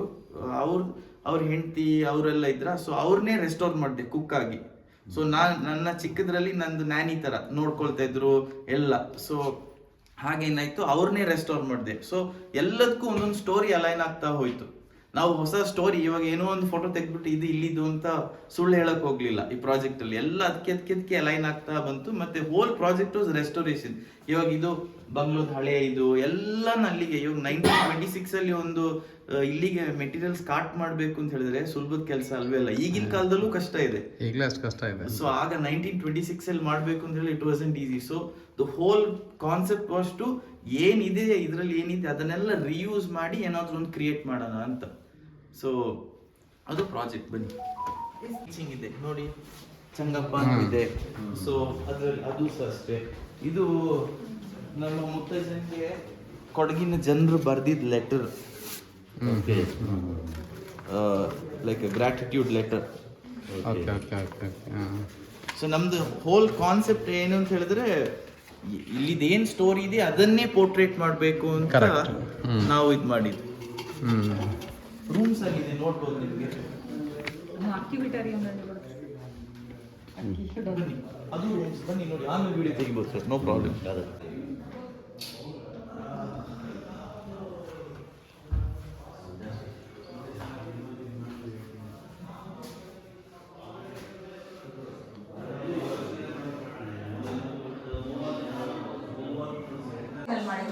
ಇದು ಕಾಫಿ ಡೆಸರ್ಟ್ಸ್. ಎಲ್ಲಕ್ಕೂ ಸಾಸ್ ಕೊಡಿಯಪ್ಪ, ಒಬ್ಬೊಬ್ಬನೇ ಬಂತು. ಅದರಲ್ಲೂ ಕೂಡ ಅವಾರ್ಡ್ ಬಂದಿದೆ ನಮಗೆ. ಹಸ್ಬೆಂಡ್ ನಾನು ಉಸ್ತುವಾರಿ ಸಚಿವರ ಹತ್ರ ಕೇಳ್ಕೊಂಡಿದ್ವಿ ಅವಾರ್ಡ್. ಆಮೇಲೆ ಫ್ಲೋರಿಕಲ್ಚರ್ ಆದಮೇಲೆ ಮತ್ತೆ ಚಾಕ್ಲೇಟ್ ಶುರು ಮಾಡಿದೆ. ಚಾಕ್ಲೇಟ್ ಮಾಡುವಾಗ ನಾನು ಮಾಡೋದ್ರ ಜೊತೆಗೆ 250 ಲೇಡೀಸ್ ಕೂಡ, ಟೋಟಲಿ 700 ಮೆಂಬರ್ಸ್ ಒಂದು ಆರ್ಗ್ಯಾನಿಕ್ ಸೊಸೈಟಿ ಮಾಡಿದ್ವಿ. ಅದರಲ್ಲಿ ಎಲ್ಲ ಇಟ್ಟಿದ್ದೀನಿ. ಎಲ್ಲ ಯಾವ್ದ್ಯಾವುದು ಯಾರು ರೈತರಿಗೆ ಏನೇನು ಇಂಟ್ರೆಸ್ಟ್ ಇದೆ ಅವರಿಗೆ ಅದರದ್ದು ಟ್ರೈನಿಂಗ್ ಕೊಟ್ಟು ಕಾಪ್ಸೆಟ್ಟಿ ಮೂಲಕ, corporation bank self employment institute ಮೂಲಕ ಕೊಟ್ಟು ಅವ್ರನ್ನ ಒಂದೊಂದು ಬ್ಯಾಚ್ ಮಾಡಿದ್ವಿ. ಒಂದೊಂದರಲ್ಲಿ 100 ಜನ ಆದ್ವಿ. ಹಾಗೆ ಪಿಗರಿ, ಡೈರಿ, ಹನಿ ಕ್ಲಸ್ಟರ್ ಮಾಡಿದ್ವಿ. ಫುಡ್ ಕ್ಲಸ್ಟರಲ್ಲಿ again I am leading the cluster. 250 ladies ಇದ್ದಾರೆ. ನಮ್ಮ ಮನೇಲಿ ಏನು ವಸ್ತುಗಳನ್ನು ನಾವು ಬೆಳೆಸ್ತಾ ಇದ್ದೀವಿ, ರಾಕೆಟ್ ಸೈನ್ಸಿಗೆ ಹೋಗೋದ್ರ ಬದಲು ವಾಟ್ ವಿ ಗ್ರೋ, ನಮ್ಮಲ್ಲಿ ಏನು ರಾ ಮೆಟೀರಿಯಲ್ಸ್ ಇದೆ ಅದರನ್ನೇ ನಾವು ಮಾಡಿಕೊಂಡು ಎಲ್ರಿಗೂ CFTRI ಟ್ರೈನಿಂಗ್ ಎಲ್ಲ ಸರ್ಟಿಫಿಕೇಟ್ಸ್ ಅಲ್ಲಿ ಇಟ್ಟಿದ್ದೀನಿ. Legally tin number, watt registration, everything. ಆ ಥರ ಒಂದು ಒಳ್ಳೆ ಒಬ್ಬೊಬ್ಬರು ಒಂದೊಂದು ಯೂನಿಟ್ ಮಾಡಿದ್ದಾರೆ. ಅದರಲ್ಲಿ PMEGP, CMEGP ಗೌರ್ಮೆಂಟ್ ಪ್ರೋಗ್ರಾಮ್ಸನ್ನು ತೊಗೊಂಡಿದ್ದೀವಿ. ನಾನು ಚಾಕ್ಲೇಟಲ್ಲಿ 20 lakhsದು ಪ್ರಾಜೆಕ್ಟ್ ಮಾಡಿ ಅದರಲ್ಲಿ 8,75,000 ನನಗೆ ಸಬ್ಸಿಡಿ ಬಂದಿದೆ. Actually bank manager pull me into the programme. ನಾನು ಅವಾಗ ನಾನು ಚಾಕ್ಲೇಟ್ ಮಾಡೋದಿಲ್ಲ, ಸಾಕು ಸರ್ ಅಂತ ಹೇಳ್ತಿದ್ದೆ. ಬಟ್ ಅವರೇ ನನ್ನನ್ನು ಹೇಳ್ಕೊಂಡು ಹೋದರು, ಇಂಥ ಒಂದು ಪ್ರೋಗ್ರಾಮ್ ಇದೆ, ಹೌ ಟು ಪಾರ್ಟಿಸಿಪೇಟ್ ಅಂತ. ಹಾಗೆ ಅದರಲ್ಲೇ ಸೆಲೆಕ್ಟ್ ಆಗಿ ಚಾಕ್ಲೇಟಲ್ಲಿ ಸುಮಾರು ಅವಾರ್ಡ್ ಕೂಡ ಚಾಕ್ಲೇಟಲ್ಲಿ ಬಂದಿದೆ ನನಗೆ. ಚಾಕ್ಲೇಟ್ ಮಾಡಲಿಕ್ಕೆ ದೊಡ್ಡ ಒಂದು ಮಿಷಿನರಿ ಆಗಲಿ ಅಥವಾ ದೊಡ್ಡ ಒಂದು ಫ್ಯಾಕ್ಟ್ರಿ ಬೇಕು ಅಂತ ಏನಿಲ್ಲ. ಇರುವ ಒಂದು ಶೆಡ್ಡಲ್ಲಿ, ಒಂದು ರೂಮಲ್ಲಿ ಮಾಡ್ಬೋದು. ಎಕ್ಸಾಂಪಲ್, ನಮ್ಮ ಇಲ್ಲಿ ಗೆಸ್ಟ್ಗೆ ನಾನು workshop and chocolate for the tourist ಅಂತ ಮಾಡ್ತಿದ್ದೆ. ಆಲ್ರೆಡಿ ಇಬ್ಬರು ಅವರ ಕಾರ್ ಶೆಡ್ಡಲ್ಲಿ ಸ್ಟಾರ್ಟ್ ಮಾಡಿದ್ದಾರೆ ಚಾಕ್ಲೇಟ್ಸ್. ಹಾಗೆ ನಾವು ನಮಗೇನು ಅವೈಲಬಿಲಿಟಿ ಇದೆ ಅದರಲ್ಲೇ ನಾವು ಮಾಡೋದ್ರಲ್ಲಿ ನಮಗೆ ತುಂಬ ರೈತರು ಸ್ಪೆಷಲ್ ಆಗಿ ತುಂಬ ಖರ್ಚು ಮಾಡದೆ ಮಾಡ್ಬೋದು ಅಂತ ಅನಿಸುತ್ತೆ. ಈಗ ಇಲ್ಲಿ ಇರೋ ಎಲ್ಲ ಏನು ಪ್ರಾಡಕ್ಟ್ ನಾನು ಮನೇಲಿ ಮಾಡ್ತೀನಿ ಅದನ್ನು ಗೆಸ್ಟ್ಗಳು ಇದ್ರ ಒಳಗಡೆಯಿಂದ, ನಾವೇನು ಮಾರ್ಕೆಟಿಂಗ್ ಮಾಡಲ್ಲ, ಸರ್ವ್ ಮಾಡ್ತೀವಿ, ಅವರೇ ಕೇಳ್ತಾರೆ. ಮತ್ತು ಎಲ್ಲದಕ್ಕಿಂತ ನನಗೆ ಖುಷಿ ಇರೋದು ಈ ರೋಸ್ಮೇರಿ ಆಯಿಲ್ ನೋಡಿ. This is rosemary. ಈಗ ನೀವು ಅದರದ್ದು ಟೀ ಕುಡಿದಿದ್ದೀರಿ. ಇದು ಅತ್ಯಂತ ಒಂದು ಒಳ್ಳೆ ಹರ್ಬ್ ಇದು, ಮತ್ತು ಅಷ್ಟು ವ್ಯಾಲ್ಯೂ ಕೂಡ ಇದೆ ಇದಕ್ಕೆ. ಇದರ ಆಯಿಲ್ ಇದು ರೋಸ್ಮೇರಿಯಿಂದ ಮಾಡ್ತೀವಿ ಈ ಆಯಿಲು. ಒಳ್ಳೆ ಹಾಟ್ ಕೇಕ್ ಥರ ಸೇಲ್ ಆಗುತ್ತೆ ಇದು. ಇಲ್ಲಿ 300 rupees, ಇನ್ನೂ ಕಾಸ್ಟ್ಲಿ ಇದೆ, ನಾವು ಕಡಿಮೆಗೆ ಮಾರ್ತಾ ಇದ್ದೀವಿ. ಇದನ್ನು ಹಾಕಿದ್ರೆ ಚೆನ್ನಾಗಿ ನಿದ್ದೆ ಮಾಡ್ಬೋದು, ಮತ್ತು ಕೂದಲು ಸಹ ಬಹಳ ಚೆನ್ನಾಗಿ ಬೆಳೆಯುತ್ತೆ ನೀವು. ಮತ್ತು ಇದನ್ನು ಅಡುಗೆಗೂ ಉಪಯೋಗ ಮಾಡ್ತಾರೆ. This is rosemary. ಹಾಗೆ ಇಲ್ಲಿ ಎಲ್ಲ ಪ್ರಾಡಕ್ಟ್ ಇದೆ. ಕಾಫಿ ಪೌಡರ್ ಇದೆ, ಪೆಪ್ಪರು, ಮತ್ತು ಅದು ಪೆಪ್ಪರ್ ಪೌಡರು, ಎಲ್ಲ ಪಿಕಲ್ಸ್ ನಮ್ಮ ಕೊಡಗಲ್ಲಿ ಏನು ಸಿಗುತ್ತೆ ಅದಿದೆ. ವೈನ್ಸ್ ಇದೆ. ಇದು ಕೂಡ ಕಾಫಿ ಹಸ್ಕಿಂದ ಮಾಡಿರೋದು. ನಮ್ಮ ಕ್ಲಸ್ಟರಲ್ಲಿ ಒಂದು ಮೆಂಬರ್ ಬ್ಯಾಂಗ್ಳೂರಲ್ಲಿ ಮಾಡ್ತಿದ್ದಾರೆ. ಇದು ಕಾಫಿ ಹಸ್ಕಿಂದ ಮಾಡೋದು. ಇದರಲ್ಲಿ ಚಾಕ್ಲೇಟ್ ಇಟ್ಟು ಸರ್ವ್ ಮಾಡ್ತೀವಿ, ಕಾಫಿ ಚಾಕ್ಲೇಟ್ಸ್. ಮತ್ತು ಲಿಕ್ಯೂರ್ಸ್ ಕೂಡ ಮಾಡ್ತಿದ್ದೀನಿ ಚಾಕ್ಲೇಟ್ಸ್ಗೆ. ಏನು ಬೇಕು ಅದಕ್ಕೆ ಮಲ್ಬೆರಿ, ಕಾಫಿ, ಯಾವುದೆಲ್ಲ ಬೇಕೋ ಆ ಥರ ಲಿಕ್ಯೂರ್ಸು. ಮತ್ತು ಜ್ಯಾಮ್ಸ್ ಇದೆ ನೋಡಿ, ಪ್ಯಾಷನ್ ಫ್ರೂಟ್ಸ್, ಯಾವುದಕ್ಕೂ ಕಲರ್ ಹಾಕಲ್ಲ. ಈ ಪಿಕ್ಕಲಲ್ಲಿ ಒಳ್ಳೆ ಮೆಣಸಿದೆ, ಮತ್ತು ಲೈಮ್ ಇದೆ. ಇದು ಎಲ್ಲ ಮತ್ತು ಎಲ್ಲ ಫ್ರೂಟನ್ನು ಪ್ರಿಸರ್ವ್ ಮಾಡ್ತೀವಿ. ಇದು ನೋಡಿ ಬನಾನಾ ಜ್ಯಾಮ್, ಇದು ದಿಸ್ ಇಸ್ ಬನಾನಾ ಜ್ಯಾಮ್. ಜ್ಯಾಮಲ್ಲಿ ಇಷ್ಟೇ ಕಲರ್ ಬರೋದು. ನಾವು ಟ್ರೀಟ್ ಫಾರ್ ಐಸ್, ಆ್ಯಕ್ಚುಲಿ ನಾವು ಹೊಟ್ಟೆಗೆ ತಗೊಳ್ಳೋದಲ್ಲ, ಕಣ್ಣಿಗಾಗಿ ತಿಂತಾ ಇದ್ದೀವಿ. ಈ ಜ್ಯಾಮಲ್ಲಿ ಪೆಕ್ಟಿನ್ ಪೌಡರ್ ಇಲ್ಲ, ಬರೀ ಬನಾನಾ ಇದೆ. ಆ ಥರ ಎಲ್ಲ ಜ್ಯಾಮ್ಸ್. ಪ್ಯಾಷನ್ ಫ್ರೂಟ್ ಜ್ಯಾಮಲ್ಲಿ ನೋಡಿ, ಪ್ಯಾಷನ್ ಫ್ರೂಟ್ ವಿತ್ ಸೀಡ್ ಮಾಡ್ತೀವಿ ನೋಡಿ. ಇದು ಹೀಗೆ ಬರುತ್ತೆ ಪ್ಯಾಷನ್ ಫ್ರೂಟ್ ಜ್ಯಾಮ್. ಪ್ಯಾಷನ್ ಫ್ರೂಟಲ್ಲಿ ಜ್ಯೂಸ್ ಇದೆ, ಜ್ಯಾಮ್ಸ್ ಇದೆ. ಮತ್ತು ಮಲ್ಬೆರಿಲಿ ಒಂದು ಹಿಪ್ಪನೇರಳೆ ಮಲ್ಬೆರಿ ಗಿಡದಲ್ಲಿ ಒಬ್ಬ ರೈತ ಪ್ರಾಸೆಸಿಂಗ್ ಮಾಡಿದ್ರೆ 50,000 ಕಡಿಮೆ ಅಂದರೆ ಅರ್ನ್ ಮಾಡ್ಬೋದು. ಅಂದರೆ 2 ಸೀಸನ್ ಇದೆ. ಅದರಲ್ಲಿ ಜ್ಯಾಮ್ಸ್ ಮಾಡ್ಬೋದು. ಇಟ್ಸ್ ಅಮೇಝಿಂಗ್ ಫ್ರೂಟ್, ತುಂಬ ಒಳ್ಳೆ ಫ್ರೂಟ್ ಕೂಡ. ಲಿಕ್ಯೂರ್ ಮಾಡ್ಬೋದು, ಜ್ಯೂಸ್ ಮಾಡ್ಬೋದು, ಜೆಲ್ಲೀಸ್ ಮಾಡ್ಬೋದು, ಡೆಸರ್ಟ್ ಮಾಡ್ಬೋದು, ಚಾಕ್ಲೇಟ್ಸ್ ಮಾಡ್ಬೋದು, ರೆಡ್ ವೈನ್ ಮಾಡ್ಬೋದು, ವೈನ್ ಕೂಡ ಮಾಡ್ಬೋದು. ಎಲ್ಲ ಒಂದು ಮಲ್ಬೆರಿ ಟ್ರೀನಲ್ಲಿ ಅಂದರೆ ಒಂದೇ ಒಂದು ಕುಯ್ದಿದ್ದ ದಿವಸನೇ ಅದು ಪ್ರೊಸೆಸಿಂಗ್ ಆಗಬೇಕು. ಕುಯ್ದು ಒಂದು 2 ಗಂಟೆಗೆ ಫರ್ಮೆಂಟೇಷನ್ ಸ್ಟಾರ್ಟ್ ಆಗುತ್ತೆ. ಅದ್ರದ್ದು ಅದೊಂದೇ ಪ್ರಾಬ್ಲಮ್ ಇರೋದು. ಮತ್ತು ಹ್ಯಾಂಡ್ ಪಿಕ್ಡ್ ಆಗಬೇಕು. ನಾವು ಅದನ್ನು ಅಲ್ಲಾಡಿಸಿ ಕುಯ್ದರೆ ಧೂಳೆಲ್ಲ ಬರುತ್ತೆ. ಹ್ಯಾಂಡ್ ಪಿಕ್ಡ್, ಕೈಯಲ್ಲಿ ಕುಯ್ದು ಅದನ್ನು ಮಾಡಬೇಕು. ನಾನು ಅದನ್ನು ಏನು ಮಾಡಿದೆ ಅಂದರೆ, ನನ್ನ ಸಿಸ್ಟರ್ ಮೈಸೂರಲ್ಲಿದ್ದಾರೆ, ಅವ್ರ ಮನೇಲಿ ನಾನು ಕೊಟ್ಟ ಜ್ಯೂಸನ್ನು ಒಬ್ರು ಗಣಪತಿ ಹಬ್ಬಕ್ಕೆ ಕರೀಲಿಕ್ಕೆ ಬಂದಾಗ ಕುಡಿದ್ರು. ಏನು ಅಂತ ಹೇಳಿದ್ರೆ ಮಲ್ಬೆರಿ. ಅಯ್ಯೋ ನನ್ನ ಹಸ್ಬೆಂಡ್ ಮಲ್ಬೆರಿ ಡಿಪಾರ್ಟ್ಮೆಂಟ್ ಹೆಡ್ ಅಂತ ಹೇಳಿ ಅವ್ರಿಗೆ ಜ್ಯೂಸ್ ತೊಗೊಂಡೋಗಿ ಕೊಟ್ಟರು. ಅವ್ರು ನನಗೆ ಕಾಲ್ ಮಾಡಿದ್ರು. ನಾನು ಹೇಳಿದೆ ಸರ್ ನಾನು ಟ್ರಾವೆಲಿಂಗ್ ಆಗಲ್ಲ, ನಾನು ಬರೋಕ್ಕೆ ರಿಸ್ಕ್ ಇದೆ, ನಿಮ್ಮೆಲ್ಲ ರೈತರನ್ನ ಸೇರಿಸಿ ಅಂತೇಳಿ. ಮತ್ತು 700 ರೈತರನ್ನ ಸೇರಿಸಿ ಝೂಮ್ ಮೀಟಿಂಗ್ ಮಾಡಿ ನಾನು ನನ್ನ ರೆಸಿಪಿನ ಅವರಿಗೆ ಶೇರ್ ಮಾಡಿ ಮಾರ್ಕೆಟಿಂಗ್ ಬಿಟ್ಟಿದ್ದಾರೆ. ಇವಾಗ ನಾನು ಹೇಳೋದು ರೈತರಿಗೆ, ಪ್ರತಿಯೊಬ್ಬರು ರೈತರು ಸಹಾಯ ಹಸ್ತ ನೀಡಬೇಕು. ಸೇರ್ ಹೇಳಿದಾಗೆ ರೈತರು ಬ್ರ್ಯಾಂಡೆಡ್ ಆಗಬೇಕು. ನಾವೇನು ಕಡಿಮೆಲಿ ಇದ್ದೀವಿ ಅಂತ ಯಾರು ಯಾವ ಫೀಲಿಂಗ್ಸ್ ಕೂಡ ಬೇಡ. ನಾವು ಏನು ಮಾಡ್ತೀವಿ ಅದನ್ನು ಲೀಗಲಿ ಮಾಡಬೇಕು. ಈಗ ಒಂದು ಚಾಕ್ಲೇಟ್ ಯೂನಿಟ್ ಇದೆ ಅಂತ ಹೇಳಿದ್ರೆ ಒಂದು ಟಿನ್ ನಂಬರ್ ನೋಡಿದ್ರೆ ಇರಬೇಕು ನಮ್ಮ ಹತ್ರ. ಸರ್ಟಿಫಿಕೇಷನ್ಸ್ ನೋಡಿ, ನಮಗೆ ಮಂಗಾರಾಮ್ ಸರ್ಟಿಫಿಕೇಟ್ ಇದೆ, CFTRI ಸರ್ಟಿಫಿಕೇಟ್ ಇದೆ, ಕಾಬ್ಸೆಟ್ಟಿ ಸರ್ಟಿಫಿಕೇಟ್ ಇದೆ, ಕೃಷಿ ವಿಜ್ಞಾನ ಕೇಂದ್ರದ ಸರ್ಟಿಫಿಕೇಟ್ ಇದೆ, ಎಲ್ಲ. ಆಗ ನಾವು ಯಾರು ಏನು ಬಂದರೂ ಧೈರ್ಯವಾಗಿ ಈ ವಸ್ತು ನಂದು ಅಂತ ಹೇಳ್ಬೋದು, ಅಥವಾ ಅದನ್ನು ಧೈರ್ಯವಾಗಿ ಮಾರ್ಬೋದು. ಮತ್ತು ನೋಡಿ ಎಲ್ಲ ಅಲ್ಲಿ ಡಬ್ಬದಲ್ಲಿ ಬಾಟ್ಲಲ್ಲಿ ಮಾಡಿಟ್ಟಿದ್ದೀನಿ. ಅದೆಲ್ಲವೂ ವಿತೌಟ್ ಕೆಮಿಕಲ್ ಪ್ರಿಸರ್ವೇಷನ್ಸ್. ಯಾವ ಫುಡ್ ಕೂಡ ಹಾಳಾಗಲ್ಲ. ನೀವು ನಮ್ಮ ಗೆಸ್ಟ್ಗಳು ಬಂದಾಗ ಲೋಕಲ್ ಏನಿದೆ ಅದನ್ನೇ ನಾವು ಸರ್ವ್ ಮಾಡಬೇಕು. ಈಗ ನೀವು ಏನು ತಿಂದಿದ್ದೀರಾ ಅದೆಲ್ಲವೂ ನಾವು ಏನು ಇಲ್ಲಿ ಬೆಳೆದಿದ್ದೀವಿ ಅಥವಾ ಲೋಕಲಿ ಏನು ಸಿಗುತ್ತೆ ಅದನ್ನೇ ನಾವು ಮಾಡ್ತಾ ಇದ್ದೀವಿ. ಗೆಸ್ಟ್ಗಳು ಬಂದಾಗ ದಯವಿಟ್ಟು ನೀವು ಎಕ್ಸ್ಪ್ಲೇನ್ ಮಾಡಿ ಅವರಿಗೆ, ಲೋಕಲ್ ಫುಡ್ಡನ್ನು ಪ್ರಮೋಟ್ ಮಾಡಿ. ಮತ್ತು ನಮ್ಮ ಈ ಗ್ರೂಪ್ ಅಂತ ಹೇಳಿದೆ 700 ಮೆಂಬರ್ಸ್ ಇದ್ದಾರೆ, 250 ಮೆಂಬರ್ಸ್ ಫುಡ್ ಪ್ಲಸ್ಸಲ್ಲಿದ್ದಾರೆ. ಒಬ್ಬರ ಪ್ರಾಡಕ್ಟನ್ನು ತಗೊಳ್ತೀವಿ. ಈವನ್ ಸ್ಟಿಕ್ಕರಿಂಗ್ ಕೂಡ ನಮ್ಮ ಗ್ರೂಪ್ ಮೆಂಬರ್ಗೆ ನಾವು ಕೊಡೋದು. ಆ 700 ಜನರಲ್ಲಿ ಒಬ್ಬನಿಗೆ ಸ್ಟಿಕ್ಕರಿಂಗ್ ಕೊಡ್ತೀವಿ. ಆ ಥರ ಎಲ್ಲರೂ ಮತ್ತು ಒಬ್ಬನ ಮನೇಲಿ ನಿಂಬೆ ಬೆಳೆದ್ರೆ ಒಂದು 30 ಜನ ತಗೊಳ್ತಾರೆ. ಅಂದರೆ ಇಂಟರ್ಲಿಂಕ್ಡ್ ಎಲ್ಲವೂ ಕೂಡ ಒಬ್ಬರಿಗೆ ಸಹಾಯ ಮಾಡಿ ಮಾಡ್ಕೋತೀವಿ. ಈ ಥರ ನನಗೆ actually I should thank my husband and son for the platform given. ತುಂಬ ಚೆನ್ನಾಗಿ ಸಂತೋಷ ಆಗ್ತಾಯಿದೆ ನೀವೆಲ್ಲ ಬಂದಿದ್ದಕ್ಕೆ. Thank you sir. ಕೆಲಸದವ್ರ ಕೈಲಿ ಸಹ ಅವ್ರವ್ರ ಐಡಿಯಾಸ್ ಕೇಳ್ಕೊಂಡು ಮಾಡ್ಕೊಂಡು, ಮತ್ತೆ ಇವಾಗ ಅವ್ರದ್ದು ವರ್ಕಿಂಗ್ ಅವರ್ಸ್ ಬೆಳಿಗ್ಗೆ 8 to 5 ಅಂತಿದ್ರೆ ಎಲ್ರು ದೇಶ್ ಟು ವರ್ಕ್ ಇನ್ನೊಂದು 1 hour 1.5 hours ಎಕ್ಸ್ಟ್ರಾ ಮಾಡ್ತಿದ್ರು. ತೊಂದರೆ ಇಲ್ಲ ಮಾಡ್ಬಿಡೋಣ ಅಂತ. ಅದಕ್ಕೆ ಅವ್ರದ್ದು ಎಲ್ಲರೂ ಯಾರೆಲ್ಲ ಕೆಲಸ ಮಾಡಿದ್ರೆ ಅವ್ರ ಫೋಟೋ ಹಾಕಿದ್ದಾರೆ. ಗ್ರಾಟಿಟ್ಯೂಡ್. ಅಲ್ಲಿ ಈ ಕಡೆನೂ ಹಾಕಿದ್ದಾರೆ. ಅಮೃತ್ 6 ತಿಂಗಳು ಮಗು ಇದ್ದಾಗ ಫಾರಿನರ್ಸ್ ಇಲ್ಲಿದ್ರು. ಆ ಪಾಪನ ಹಾಕಿದ್ದಾನೆ ನನ್ನ ಫ್ಯೂಚರ್ ಅಂತ ಹೇಳಿ. ಫಾರಿನರ್ಸ್ ಬಂದು ಮಾತಾಡ್ತಿದ್ರು. ಅಲ್ಲಿ ಒಂದು ಫೋಟೋ ಇದೆ. ಫ್ರಂಟ್ ರೂಮ್ ಹೋದ್ರೆ ಯಾರಾದ್ರು ಫ್ರಂಟ್ ರೂಮ್ ಓಕೆ, ಈ ಫೋಟೋ ನೋಡಿ ಮತ್ತೆ ಫ್ರಂಟ್ ರೂಮ್ ಹೋಗಿ ನೋಡಿ ಬನ್ನಿ. ಸೊ ಇದು ಈ ಪಿಕ್ಚರ್ 2022 ಮಾರ್ಚ್ ಈ ಫೋಟೋ 2022 ಅಲ್ಲಿ ಇದ್ದಿದ್ದ ಫೋಟೋ. ಫ್ರಂಟ್ ರೂಮ್ ಇದು ಹೊಡಿತಾ ಇರೋದು ನಮ್ಮ ಮಹೇಶ್. ಸೊ ಈ ಪ್ರಾಜೆಕ್ಟ್ ಪುನಃ ರೆನೋವೇಷನ್ 1 year 7 months ಅಲ್ಲಿ without architect, without engineer, without blue print, without interior designer ಮಾಡಿ ಮುಗಿಸಿದ್ದಾರೆ. ಸೊ ಇದೇ ರೋಸ್ಮೇರಿ ನೋಡಿ ಮಾಲ್ ಅಲ್ಲಿ ಇಷ್ಟಕ್ಕೆ ಒಂದು 600 ರೂಪಾಯಿ. ಇದು ಎಣ್ಣೆ ಕಾಯಿಸ್ತೀವಿ. ಮತ್ತೆ ಮಾಡಿದಾಗ ಮೀನು ಮುಟ್ಟಿದ ಸಾಕು ಅದು ಅಷ್ಟು ಹೆಲ್ದಿ. BP ಬರಲ್ಲ, ಶುಗರ್ ಬರಲ್ಲ. ಇದ್ರ ಆಯಿಲ್ ತಲೆಗೆ ಹಾಕಿದ್ರೆ ನಿದ್ದೆನೆ ಸ್ಟ್ರೆಸ್ ಎಲ್ಲ ಸ್ಟ್ರೆಸ್ ಹೋಗುತ್ತೆ. ಮನೇಲಿ ಸ್ವಲ್ಪ ಬೆಳೆಸಿದ್ದೀವಿ. ಮುಟ್ಟೆ ಹಾಕ್ಬೇಕು ಹಂಗೆ ಬರ್ತಾ ಇದೆ.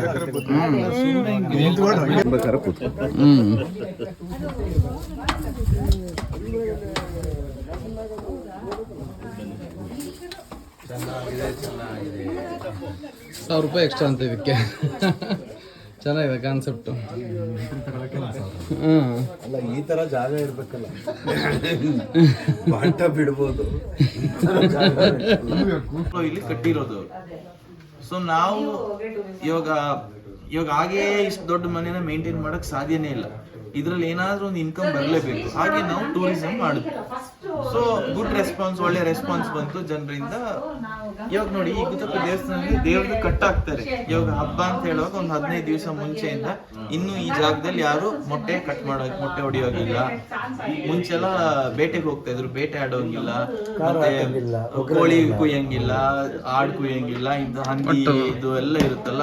ಸೊ ಅದು ರೂಲ್ ಇರುತ್ತೆ 15 days ಹತ್ರ. ಸೊ ಇವಾಗ ಸರ್ ನಮ್ ಗೆಸ್ಟ್ಗೆ ನಾವು ಆಮ್ಲೆಟ್ ಏನ್ ಕೊಡಲ್ಲ, 15 days ನೋ ಎಗ್ಸ್.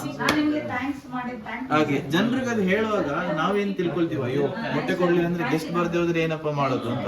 ಏನಿಲ್ಲ, ಜನರಿಗೆ ಆಕ್ಚುಲಿ ಅದನ್ನ ಹೇಳೋಕೆ ಖುಷಿ ಪಡ್ತಾರೆ. ಓ ಈ ತರ ಇದೆಯಲ್ಲ ಅಂತ. ಮತ್ತೆ ನಾವು ಇವಾಗ ಕೊಡಗಲ್ಲಿ ಅಂತ ಹೇಳಿದ್ರೆ ಸುಮಾರು ಜನರ ತಲೆಯಲ್ಲಿ ಕೊಡಗು ಅಂತ ಹೇಳಿದ್ರೆ ಹಂದಿ ಮಾಂಸ ಮತ್ತೆ ಆಲ್ಕೋಹಾಲ್ ಅಂತ ಇರೋದು. ಬಟ್ ಹಂದಿ ಮಾಂಸ ಮತ್ತೆ ಆಲ್ಕೋಹಾಲ್ ಹಿಂದೆ ಒಂದು ವಾಸ್ಟ್ ಸಬ್ಜೆಕ್ಟ್ ಇದೆ, ರಿಚ್ ಹೆರಿಟೇಜ್ ಕಲ್ಚರ್. ನಮ್ಮ ಇಲ್ಲಿ ಬಂದಿದ್ದ ಗೆಸ್ಟಿಗೆ ಹೋಗುವಾಗ ಅಯ್ಯೋ ಕೊಡಗು ಬಗ್ಗೆ ಈ ತರ ಎಲ್ಲ ಇದೆಯಾ ಅಂತ ಗೊತ್ತಾಗುತ್ತೆ ಅವ್ರಿಗೆ. ನಾವು ಅಷ್ಟೇ ಎಕ್ಸ್ಪ್ಲೇನ್ ಮಾಡ್ತೀವಿ ಕೊಡಗದ ಬಗ್ಗೆ. ಒಂದು ಇವಾಗ ನಾವು ಒಂದು ಸಿಂಪಲ್ ಎಕ್ಸಾಂಪಲ್ ಕೊಟ್ಟನಲ್ಲ ಆ ತರ ಐಡಿ. ಸೊ ಇವಾಗ ಏನಾಗಿದೆ, ನಾವು ಯಾರು ಇನ್ವೆಸ್ಟ್ ಮಾಡುವಾಗ ಎಲ್ಲರೂ ಯೋಚನೆ ಮಾಡ್ತಾರೆ, ಏನು ಒಂದು ಸ್ವಿಮ್ಮಿಂಗ್ ಪೂಲ್, ಒಂದು AC, ಅದು ಇದು ಇಷ್ಟು ಪ್ರಾಜೆಕ್ಟ್ ಇದೆ. ಜನರಿಗೆ ಅದು ಬೇಡ, ಅದು ಇಡೀ ವರ್ಲ್ಡ್ ಅಲ್ಲಿ ಎಲ್ಲಾ ಜಾಗದಲ್ಲಿ ಇದೆ. ನೀವು ಏನ್ ಎಕ್ಸ್ಪೀರಿಯನ್ಸ್ ಕೊಡ್ತೀರಾ? ಇವಾಗ ನಾವು ನಿಮ್ಮ ಮನೇಲಿ ಸರ್ ಮೈಸೂರಿಂದ ಇಟ್ಕೊಳ್ಳಿ, ನಾವು ಮೈಸೂರಿಗೆ ಬರ್ತೀನಿ, ಮೈಸೂರದ್ದು ಏನ್ ಎಕ್ಸ್ಪೀರಿಯನ್ಸ್ ಕೊಡ್ತೀರಾ ನಮ್ಗೆ? AC ಎಲ್ಲದ ಜಾಗದಲ್ಲಿ ಇದೆ, ಸ್ವಿಮ್ಮಿಂಗ್ ಪೂಲ್ ಎಲ್ಲಾ ಜಾಗದಲ್ಲಿ ಇದೆ, ಒಳ್ಳೆ ಫರ್ನಿಚರ್ಸ್ ಎಲ್ಲಾ ಜಾಗದಲ್ಲಿ ಇದೆ. ಮೈಸೂರು ಬಗ್ಗೆ ಏನ್ ಕೊಡ್ತೀರಾ ಎಕ್ಸ್ಪೀರಿಯನ್ಸ್? ನಾನು ಇವಾಗ ಕೊಡಗಿನ ಬಂದು ವಾಪಸ್ ನನ್ನ ಮನೆಗೆ ಬರುವಾಗ ಮೈಸೂರು ಬಗ್ಗೆ ನಾನು ಏನ್ ಕಲ್ತ್ಕೊಂಡೆ? ಅದು ದಟ್ ಇಸ್ ಆಕ್ಚುಯಲ್ ಟೂರಿಸಂ. ಅಂದ್ರೆ ನಮ್ಮ ಒಂದು ಹಾಲಿಡೇ ಹೋಗಿ ನಾವು ಒಂದು ಹೊಸ ಸಬ್ಜೆಕ್ಟ್ ನ ಕಲ್ತ್ಕೊಂಡು ಬರೋದು. ಅದು ಬಿಟ್ಟು ಇವಾಗ ನೀವು ಕಾಂಟಿನೆಂಟಲ್ ಫುಡ್ ಇಡೀ ಎಲ್ಲ ಜಾಗದಲ್ಲಿ ಇದೆ, ಮತ್ತೆ ಸ್ವಿಮ್ಮಿಂಗ್ ಪೂಲ್ ಎಲ್ಲ ಜಾಗದಲ್ಲಿ ಇದೆ, AC, ಒಳ್ಳೆ ಫರ್ನಿಚರ್, ಹೋಮ್ ಥಿಯೇಟರ್ ಎಲ್ಲ ಜಾಗದಲ್ಲಿ ಎಲ್ಲಿ ಬೇಕಾದ್ರೂ ಸಿಗ್ಬೋದು. ಬಟ್ ನಿಮ್ಮ ಜಾಗದ ಎಕ್ಸ್ಪೀರಿಯನ್ಸ್ ಕೊಡೋರು ಯಾರು? ಅವಾಗ ಏನಾಗುತ್ತೆ, ಸುಮಾರು ಜನರಿಗೆ ಒಂದ್ ಜಾಗಕ್ಕೆ ಹೋದಾಗ ಬ್ಯಾಡ್ ಎಕ್ಸ್ಪೀರಿಯನ್ಸ್ ಇರುತ್ತೆ. ಅವಾಗ ಏನಾಗುತ್ತೆ, ಇಲ್ಲಿಗೆ ಬಂದ ಗೆಸ್ಟ್ ಹೇಳಿದ್ದಾರೆ, ಮುಂಚೆ ನಾನು ಕೊಡಕ್ ಬಂದಿದ್ದೆ, had a very bad experience ಅಂತ. ಅದನ್ನ ನಾವು ರೆಡಿ ಮಾಡಿ ಅವ್ರಿಗೆ ಕೊಡಗು ಬಗ್ಗೆ ಒಂದು ಪುನಃ ಒಂದು ಪ್ರೀತಿ ಬರೋ ಹಾಗೆ ಮಾಡಿ ಕಳಿಸ್ತೀವಿ ನಾವು. ಪರ್ಸನಲ್ ಟಚ್ ಅದು. ಬಲ್ಕ್ ಟೂರಿಸಂ ಅಲ್ಲಿ ಅದು ಆಗಲ್ಲ. ಕ್ವಾಲಿಟಿ ಕಂಟ್ರೋಲ್ ಮಾಡಲೇಬೇಕು. ನೀವು actually start loving your property, then your work, ಆವಾಗ ನಮ್ಗೆ ಅದು ಏಸಿಗೆ ಆಗಲ್ಲ. ನಮ್ಮ ಕೆಲಸದ ಮೇಲೆ ನಮಗೆ ಪ್ಯಾಷನ್ ಮತ್ತೆ ಲವ್ ಇದೆ, ಅದು ಮುಜುಗರ ಅಂತ ಆಗಲ್ಲ. ಮಿಸ್ಬಿಹೇವ್ ಮಾಡಿದ್ರೆ ಗೆಸ್ಟ್ ಸ್ಟಾಫ್ ಜೊತೆ ನಾನು ಹೇಳ್ತೀನಿ, ಬಿಹೇವ್ ಪ್ರಾಪರ್ಲಿ. ಬಿಕಾಸ್ ನಮ್ಮ ಸ್ಟಾಫ್ ಇದಾರಲ್ಲ ಮಹೇಶ್, ಅವ್ನಿಗೆ 6 ಎಕರೆ ಜಮೀನಿದೆ. ಪವಿತ್ರ ಒಂದು ಕಾರ್ ಇದೆ, ಫಿಕ್ಸ್ ಡೆಪಾಸಿಟ್ ಇದೆ, ಮನೆ ಇದೆ, ಎಲ್ಲ ಇದೆ. ಇವಾಗ ಒಂದು ಗುಡ್ಸು ಅಲ್ಲ, ಅದೇ ಹೇಳೋದು, ನಮ್ಮ ಇಂಡಿಯನ್ಸ್ ಒಂದು ಪ್ರಾಬ್ಲಮ್ ಏನು ಅಂತ ಹೇಳಿದ್ರೆ, ನಮ್ಮ ಇಲ್ಲಿ ನಾವು ರೆಸ್ಪೆಕ್ಟ್ ಮಾಡಲ್ಲ. ಇವಾಗ ಗುಡ್ಸು ಅವ್ನ್ ಕಸ ಒರೆಸೋನು ಅಂತ ಆಗಲ್ಲ, ಅವ್ನ್ ಕಸ ಒರೆಸಿದ್ರೆ ಯಾರು ಕ್ಲೀನ್ ಮಾಡೋದಾಗ? ಸೊ ಅದು ಮೇನ್. ಡಿಗ್ನಿಟಿ ಆಫ್ ಲೇಬರ್ ಅನ್ನು ನಮ್ಮಲ್ಲಿ ಕಡಿಮೆ. ಅದೇ ಈಗ ಅಮೃತ್ ಕಾನ್ಸೆಪ್ಟ್ ಏನಂದ್ರೆ 800 ಮಾರುತಿ 800 ಮಾರೋದ್ಕಿಂತ ಒಂದು ಮರ್ಸಿಡೀಸ್ ಮಾರಿ. ಹೌದು, ಕಸ್ಟಮರ್ ಖಂಡಿತ ಇರ್ತಾರೆ. ಆದ್ರೆ ಏನ್ ಗೊತ್ತಾ ಸರ್, ನೀವು ಮರ್ಸಿಡೀಸ್ ಅಲ್ಲಿ ಒಂದು ಹಾಲಿಡೇ ಹೋದ್ರೆ ಅದು ಒಂದು ಎಕ್ಸ್ಪೀರಿಯನ್ಸ್. ಮರ್ಸಿಡೀಸ್ ಏನ್ ಕೊಡಕ್ಕಾಗಲ್ಲ, ಅದು 800 ಕೊಡುತ್ತೆ. 800 ಅಲ್ಲೂ ಒಂದು ಎಕ್ಸ್ಪೀರಿಯನ್ಸ್ ಇದೆ. ಇವಾಗ ಒಂದು ಹೈ ಎಂಡ್ ಜಾಗಕ್ಕೆ ಹೋಗಿ ಇದು ಮಾಡ್ಬೇಕು ಅಂತಿಲ್ಲ ನಾವು ಹಾಲಿಡೇ. ಇವಾಗ ಒಂದು ಗುಡಿಸಲಿಗೆ ಹೋಗಿ ಒಂದು ಉಳಿದು ಬನ್ನಿ, ಅಲ್ಲಿ ಸಹ ಕಲ್ತು ಬರಕ್ಕಿದೆ. ಯಾಕೆಂತ ಹೇಳಿದ್ರೆ, ನಾನು ಇಲ್ಲಿ ಮೇಘಾಲಯಕ್ಕೆ ಸೋಲೋ ಟ್ರಿಪ್ ಹೋಗಿದ್ದೆ. ಅವಾಗ 7 ಡಿಫ್ರೆಂಟ್ ಬೇರೆ ಜನರು ಬಂದಿದ್ರು. ಅದೊಂದು ಫಾರಿನರ್ಸ್ ಕಾಯಾಕಿಂಗ್ ಹೋಗೋರು, ಒಂದು ಕೋಲ್ ಅವರು ಇದಕ್ಕೆ ಬಾಂಗ್ಲಾದೇಶಕ್ಕೆ ಕಳಿಸ್ತಾರೆ ಆ ಕಡೆಯಿಂದ. ಆ ಟ್ರಕ್ ನ ಫಾರಿನರ್ಸ್ ಒಂದು ಮನೆ ತರ ಮಾಡ್ಕೊಂಡು 6 ಬಂಕರ್ ಬೆಡ್ಸ್ ಮಾಡ್ಕೊಂಡು ಕಿಚನ್ ಎಲ್ಲ ಮಾಡಿ, ಅದ್ರಲ್ಲಿ ನಾವು 7 days ಸ್ಟೇ ಮಾಡಿದ್ವಿ. ಎಲ್ಲಿ ಖುಷಿ ಆಗುತ್ತೆ ಅಲ್ಲಿ ನಿಲ್ಸ್ಕೊಳ್ಳೋದು, ಅಡಿಗೆ ಮಾಡೋದು, ಮತ್ತೆ ಟ್ರೆಕ್ಕಿಂಗ್ ಹೋಗೋದು, ಅದು ಇದು. ಸೊ ಅಲ್ಲೊಂದು ಹೋಮ್ ಸ್ಟೇ ಅಲ್ಲಿ ದಿವಸಕ್ಕೆ 300 ರೂಪಾಯಿನೇ ಒಬ್ಬರಿಗೆ. ನಾವು 7 ಜನರಿದ್ರೆ ಪರ್ ಪರ್ಸನ್ 300. ಆವಾಗ ಅಲ್ಲಿ ನಾವೇನು ಆ ಗೆಸ್ಟ್ ಹೋಸ್ಟ್ ಇದಾರಲ್ಲ ಅವ್ರ ಜೊತೆ ತರಕಾರಿ ಹಚ್ಚೋದು, ಇದು ಮಾಡೋದು ಎಲ್ಲ ಮಾಡಿ ಆ ಎಕ್ಸ್ಪೀರಿಯನ್ಸ್ ಇನ್ನು ನಾವು 3 lakh ಕೊಟ್ಟರು ಸಿಗಲ್ಲ. ಅದು ಏನು it's a different experience all together. ಆವಾಗ ನಾನು ಇಲ್ಲಿ ನಮ್ಮ ಮ್ಯಾನೇಜರ್ ಫೋನ್ ಮಾಡೋದು, ನಮ್ಮ ಇಲ್ಲಿ ಗೆಸ್ಟ್ ಯಾವ್ದು ಚಾನಲ್ ಬರಲ್ಲ ಅಂತಂದ್ರೆ ಚೆಕ್ಔಟ್ ಆಗ್ತೀನಿ ಅಂತ ಹೇಳ್ತಾ ಇದಾರೆ ಅಂತ ಹೇಳ್ದ. ಅಲ್ಲಿದ್ದಾಗ ಹೇಳ್ದೆ ಹೋಗಕ್ ಕೇಳೋದು. ಅಂದ್ರೆ ಅಲ್ಲಿ ಎಷ್ಟು ಕಷ್ಟ ಇದೆ, ನಾವು ಅಲ್ಲಿ ಹೋಗಿ ಅದು ಕೊಡು ಆಗಲ್ಲ. ಅದ್ರಲ್ಲೂ ಒಂದು ಇದೆ. ಇವಾಗ ನೋಡಿ, ಆ 300 ರೂಪೀಸ್ ಮುಂಚೆ ನೋಡ್ತಾ ಇದ್ವಿ, ಗೆಸ್ಟ್ ಬರುವಾಗ್ಲೇ ಕಾರಿಂದ ಇಳಿದು ಬಿಯರ್ ಅದಿಲ್ಲ, ಅದು ವಾಪಸ್ ಯಾವ ತರ ಆಗಿದೆ ಅಂತ ಹೇಳಿದ್ರೆ, ನಾವು ಹಾಲಿಡೇ ಹೋಗ್ತಾ ಇರೋದು, ಏನ್ ಬೇಕು ಆಗಲ್ಲ, ಏನ್ ಬೇಕು ಮಾಡಕ್ ಆಗಲ್ಲ. ಇವಾಗ ನೀವು ಗೋವಾದಲ್ಲಿ ಅಗೊಂಡ ತೋರಿಸ್ಕೊಡಲ್ಲ, ಏನು ಇದು ಅಂತೆಲ್ಲ ಹೇಳ್ಕೊಡ್ತೀನಿ. ಅವಾಗ ಅವ್ರಿಗೆ ಹೇಳ್ದೆ, ಒಬ್ಬ ಏನು ಅಂತ ಹೇಳಿದ್ರೆ he wants to do something in ಕಾಫಿಯಲ್ಲಿ ಏನೋ ಮಾಡ್ಬೇಕು ಅಂತ. ಅವಾಗ ನಾನು ಎಂತ ಹೇಳುವಾಗ ಅವ್ರಿಗೆ ಹೇಳಿದೆ, ಅವ್ರು ಬಂದಿದ್ದು 3.5 lakhs worth ಬೈಕಲ್ಲಿ.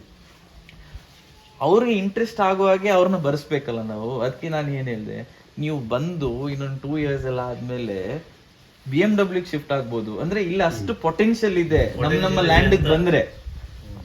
ಅರ್ಥ ಆಯ್ತಾ? ಅವಾಗ ಏನಾಗುತ್ತೆ, ಇವಾಗ ಒಂದು ಯಂಗ್ಸ್ಟರ್ ಹೋಗಿ ನೀನೊಂದು ಅಪಾರ್ಟ್ಮೆಂಟ್ ತಗೋಬಹುದು, ಇಲ್ಲಿ ಇಷ್ಟು they will not like it. Sir ಆ ಏಜ್ಗೆ ಏನು ಹೇಳ್ಕೊಡ್ಬೇಕು ಓನ್ಲಿ ದಟ್ ದೇ ಲೈಕ್. ಅಲ್ಲಿದೆ ಅಜ್ಜನ ಮನೆ ನೋಡ್ಕೋಪ ಎಷ್ಟ ಕೊಡ್ತೀಯ ಅಂತ ಹೇಳಿ ಎಷ್ಟೋ ಜನ ಮಾಡಿದ್ದಾರೆ ನಮ್ಮಲ್ಲಿ. ಒಳ್ಳೆ ಒಳ್ಳೆ ಮನೆ ಇದೆ, ಮಾರ್ಬಿಟ್ಟು ಬ್ಯಾಂಗ್ಳೂರಲ್ಲಿ ಒಂದು ಫ್ಲಾಟ್.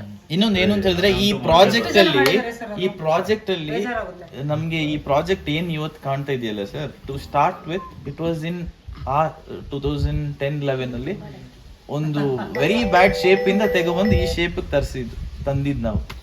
ಅದಕ್ಕೆ main reason was my parents. Free hand. ನಮ್ಮ ಇಲ್ಲಿ ಕಾನ್ಸೆಪ್ಟ್ ಹೇಗೆ ಅಂತ ಹೇಳಿದ್ರೆ ಕೊಡಗಲಿಂತಲ್ಲ, ಓವರ್ ಆಲ್ ಇಂಡಿಯಾದಲ್ಲೇ ಮಕ್ಳು ಏನಾದ್ರು ಮಾಡ್ತಿದ್ರೆ ಬಿಡೋದೇ ಇಲ್ಲ, ಏನಕ್ಕೂ ಬಿಡಲ್ಲ. ಇಲ್ಲಿ ಯಾವ ತರ ಇತ್ತು ಅಂತ ಹೇಳಿದ್ರೆ ನನ್ನ ಗ್ರಾಜುಯೇಷನ್ ಆದ್ಮೇಲೆ 3.5 years ನನ್ನ ಕೆಲಸ ಇರಲಿಲ್ಲ. ಸೊ ಅವ್ರು ಕೇಳಲೇ ಇಲ್ಲ ಯಾಕೆ ಕೆಲ್ಸಕ್ಕೆ ಸೇರ್ಕೊಂಡು ಫ್ರೆಂಡ್ಸ್ ಎಲ್ಲ ಅರ್ನ್ ಮಾಡ್ತಿದ್ರ ಅಂದ್ರೆ. ಅವ್ರು ಇಲ್ಲಿ ಹಾರ್ಡ್ಶಿಪ್ ಅಷ್ಟಿತ್ತು ಇದನ್ನ ಶೇಪ್ ಅಪ್ ಮಾಡ್ಲಿಕ್ಕೆ. So took me 3.5 years to bring it back to it shape. So free hand ಇತ್ತು, ಏನ್ ಬೇಕು ಮಾಡೋ ತರ. ಅದು ಕೊಡಲ್ಲ. ಇವಾಗ ಸುಮಾರು ಯಂಗ್ಸ್ಟರ್ಸ್ ವಾಪಸ್ ಮನೆಗೆ ಬರ್ತೀನಿ ಅಂತ ಹೇಳಿದ್ರು, ಪೇರೆಂಟ್ಸ್ ಬಿಡಲ್ಲ. ನಮ್ಮ ಪಕ್ಕದ ಮನೆಯವ್ರ ಮಗ ನೋಡಲ್ಲ ಫಾರಿನ್ ಅಲ್ಲಿ ಇದ್ದಾನೆ, ನೀನು ಅಲ್ಲಿ ಹೋಗಿ ಸೇರ್ಕೊ ಅಂತ. ಅವನೇ ಬೇರೆ ಇಂಡಿವಿಜುವಲ್, ಇವನೇ ಬೇರೆ ಇಂಡಿವಿಜುವಲ್. ಇವ್ರ ಇಂಟ್ರೆಸ್ಟೇ ಬೇರೆ ಇರುತ್ತೆ, ಅವ್ರದೇ ಇಂಟ್ರೆಸ್ಟ್ ಬೇರೆ ಇರುತ್ತೆ. 98 ಮಾಡಿದ್ರೆ 99 ಮಾಡಬೇಕು ಈ ತರ ಪೇರೆಂಟ್ಸ್ ಕೆಲವು. ಸರ್ ಮೊನ್ನೆ ಒಬ್ರು ಗೆಸ್ಟ್ ಬಂದ್ರು. ಫಸ್ಟ್ ನಾವು ನಮ್ಮ ಲ್ಯಾಂಡ್ ಅನ್ನ ನಾನು ಕೊಡ್ತೀನಿ ಅಂತ 3 days ಸ್ಟೇ ಪ್ರೀತ್ಸಕ್ ಸ್ಟಾರ್ಟ್ ಮಾಡ್ಬೇಕು, ಆವಾಗ ಇದಾಗುತ್ತೆ. ಫಾರಿನ್ ಗೆ ಮೊನ್ನೆ ಅಂತ ಗೆಸ್ಟ್ ನೀನು ಟೌನ್ಗೆ ಒಂದು ಎಂಟರ್ಪ್ರೆನ್ಯೂರ್ ಲಾಸ್ ಆಫ್ ಇಂಡಿಯಾ ಕಂದ್ರೆ. ಸೊ ಮೊನ್ನೆ ಒಬ್ರು ಗೆಸ್ಟ್ ಬಂದಿದ್ರು, ಯಾರು ಅಂತ ಹೇಳಲ್ಲ. ಸೊ ಅವ್ರದ್ದು ಸಿಕ್ಕಾಪಟ್ಟೆ ಪ್ರಾಪರ್ಟೀಸ್ ಇದೆ, ನೆಕ್ಸ್ಟ್ ಲೆವೆಲ್ ಮಾಡ್ತಾ ಇದ್ದಾರೆ. ಹಸ್ಬೆಂಡ್ ಅಂಡ್ ವೈಫ್ ರಾಜಸ್ಥಾನದವರು, ಸುಮಾರು ರೆಸಾರ್ಟ್ಸ್ ಇದೆ ಎಲ್ಲ. ಸೊ ಮಗನ್ಗೆ ಈ likes cooking. So Gordon Ramsay ಇದ್ದು ಫ್ಯಾನ್ ಅಂತೆ ಬೇರೆ. ಸೊ ಅದಕ್ಕೆ ಅಪ್ಪ ಅಮ್ಮ ಅವ್ರನ್ನ ನೀನು ಅಬ್ರಾಡ್ ಹೋಗಿ ಮಾಸ್ಟರ್ಸ್ ಮಾಡು ಅದು ಇದು ಅಂತೆಲ್ಲ ಹೇಳ್ತಿದ್ದಾರೆ, ಅಲ್ಲಿ ಸೆಟ್ಲ್ ಆಗ. ಬಟ್ ಮಗ ಏನು ಅಂತೇಳಿ ನನ್ಗಿಲ್ಲ, ಇದೇ ನಡೆಸ್ಬೇಕು, ನನ್ಗೆ ಇದೇ ಇಷ್ಟ ಅಂತ. ಅದು ಮಾಸ್ಟರ್ಸ್ಗೆ ಹೋಗ್ಬೇಕಷ್ಟೆ. ಆವಾಗ ನಾನು ಹೇಳಿದೆ, ನೀವು ಈ ತರ ಹೇಗೆ ಕಳಿಸಿದ್ರೆ ನಮ್ಮ ಕಂಟ್ರಿಗೆ ಒಂದು ಒಳ್ಳೆ ಆಂಟ್ರಪ್ರಿನ್ಯೂರ್ ಹೋಗುತ್ತಲ್ಲ. ಆಗ ಹೇಳುವಾಗ ಅವ್ರು ನಿಜವಾಗ್ಲೂ ನೆಟ್ಟಗಾಯ್ತು ಕಿವಿ. ಮೊನ್ನೆ ಪೇಪರ್ ಅಲ್ಲಿ ಒಂದು ರಿಪೋರ್ಟ್ ಓದಿದ್ದೀರಾ? By 2050 more Indians will be there in other countries than in India ಅಂತ. So human resource talent export ಆಗ್ತಾ ಇದೆ. ಮಾಡ್ಕೊಂಡು ಹೊರಗಡೆ ಹೋಗ್ತಾರೆ, ಅದ್ರ ಬದಲು ಇಲ್ಲೇ ಮಾಡ್ಬೇಕಲ್ಲ. ಅಲ್ಲ, ಇಲ್ಲಿ ಅವಕಾಶಗಳಿದ್ರೆ ಮಾಡ್ತಾರೆ ಸ್ವಾಮಿ. ಅವಕಾಶ ಕ್ರಿಯೇಟ್ ಮಾಡ್ಕೋಬೇಕಾ ಸರ್? ಸೊ ಎಷ್ಟು ಮಾಂಸ ತಗೊಳ್ತೀವಿ, ಎಷ್ಟು ಫ್ಯೂಯಲ್ ಹಾಕ್ಸ್ತೀವಿ, ಎಷ್ಟು ಒಂದೊಂದು ಗ್ರಾಸರೀಸ್. ಇವಾಗ ಒಂದು ಬೇಳೆ ಇಲ್ಲಿ ತೆಗೆದ್ರು ಅಲ್ಲಿ ನೆಟ್ಟಿರೋ ಬೇಳೆ ಯೂಸ್ ಹಾಕಿರೋದು. ಅವನ ಹೆಂಡತಿ ಇಲ್ಲಿ ಪಳ್ಳಿ ಇದೆ ಅವ್ರದ್ದು ಮಾಸ್ಕ್, ಅವ್ಳು ಪ್ರೇಯರ್ ಮಾಡೋದಂತೆ. ಬಂಗ್ಲೋ ಯಾವಾಗ್ಲೂ ಇರ್ಲಿ ಅಂತಂದ್ರೆ ಅವ್ನಿಗೆ ಡೈಲಿ ಇಲ್ಲಿ ಗೆಸ್ಟ್ ಗಳನ್ನ ಇದಕ್ಕೆ ಕರ್ಕೊಂಡು ಹೋಗ್ತಾರೆ ಇಲ್ಲಿಗೆ ಬೆಟ್ಟಕ್ಕೆ. ಈಗ 2000 ಚಾರ್ಜ್ ಮಾಡೋದು. ಇವ್ನು ಹೇಳ್ದ 2005 ಮಾಡು, ಎಲ್ಲ ಗೆಸ್ಟ್ ಹತ್ರ ದುಡ್ಡಿದೆ ಅಂತ. ನಮಗೇನು ಕೆಲವು ಹೋಮ್ ಸ್ಟೇಗೆ ಓನರ್ಸ್ ಇಂದ ದುಡ್ಡು ಕೇಳ್ಕೊಳ್ಳೋದು, ಅವ್ರಿಗೆ 500 ರೂಪಾಯಿ. ಇಲ್ಲಿ ಯಾವ ಅಂತ ವ್ಯವಹಾರ ಇಲ್ಲ. ಈಗ ಅವ್ನು ನೋಡಿ, ಅವ್ನು DP ಬಂಗ್ಲೋ ಹಾಕಿದ್ದಾನೆ. ಇವಾಗ ನೋಡಿ ನಮ್ಮಲ್ಲಿ ಹೇಗೆ ಸುಮಾರು ಗೆಸ್ಟ್ ಬರ್ತಾರೆ, ನಮ್ದು ಇಲ್ಲಿ ಪ್ಯೂರೆಸ್ಟ್ ನೀರು. ಇವಾಗ ಹಾಗೆ ನೀರು ಒಂದು ಗ್ಲಾಸ್ ಕುಡೀರಿ, ಎಷ್ಟು ಸ್ವೀಟ್ ಇದೆ ನೋಡಿ. ನೀವು ಕಿನ್ಲೆ ಇದು ಕುಡಿ, ಅದೇ ಕುಡೀರಿ, ಅದೇ ಬೇರೆ. ಇಲ್ಲಿ ನೋಡಿ ನ್ಯಾಚುರಲ್ ಟೇಸ್ಟ್ ಇದೆ ನೀರಿಗೆ.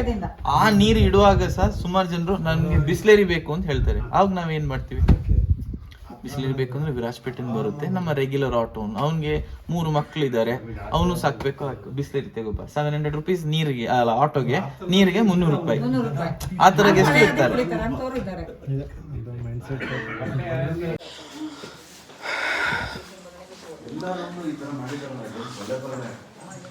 ಸರ್ ಈಗ ಇದೇ ಫ್ಯಾಷನ್ ಸರ್, ಈಗ ಇದೇ ಫ್ಯಾಷನ್ ಈಗ. ಹಾಂ, ಅದು ಪೂರ್ತಿ ಕವರ್ ಆಗುತ್ತೆ ಸರ್, ಸೊಳ್ಳೆ ಪರದೆ.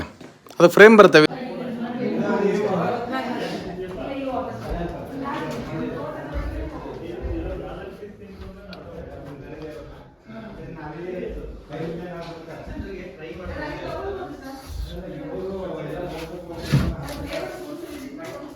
ವರ್ಷ ಪೂರ್ತಿ ಇರುತ್ತಾ?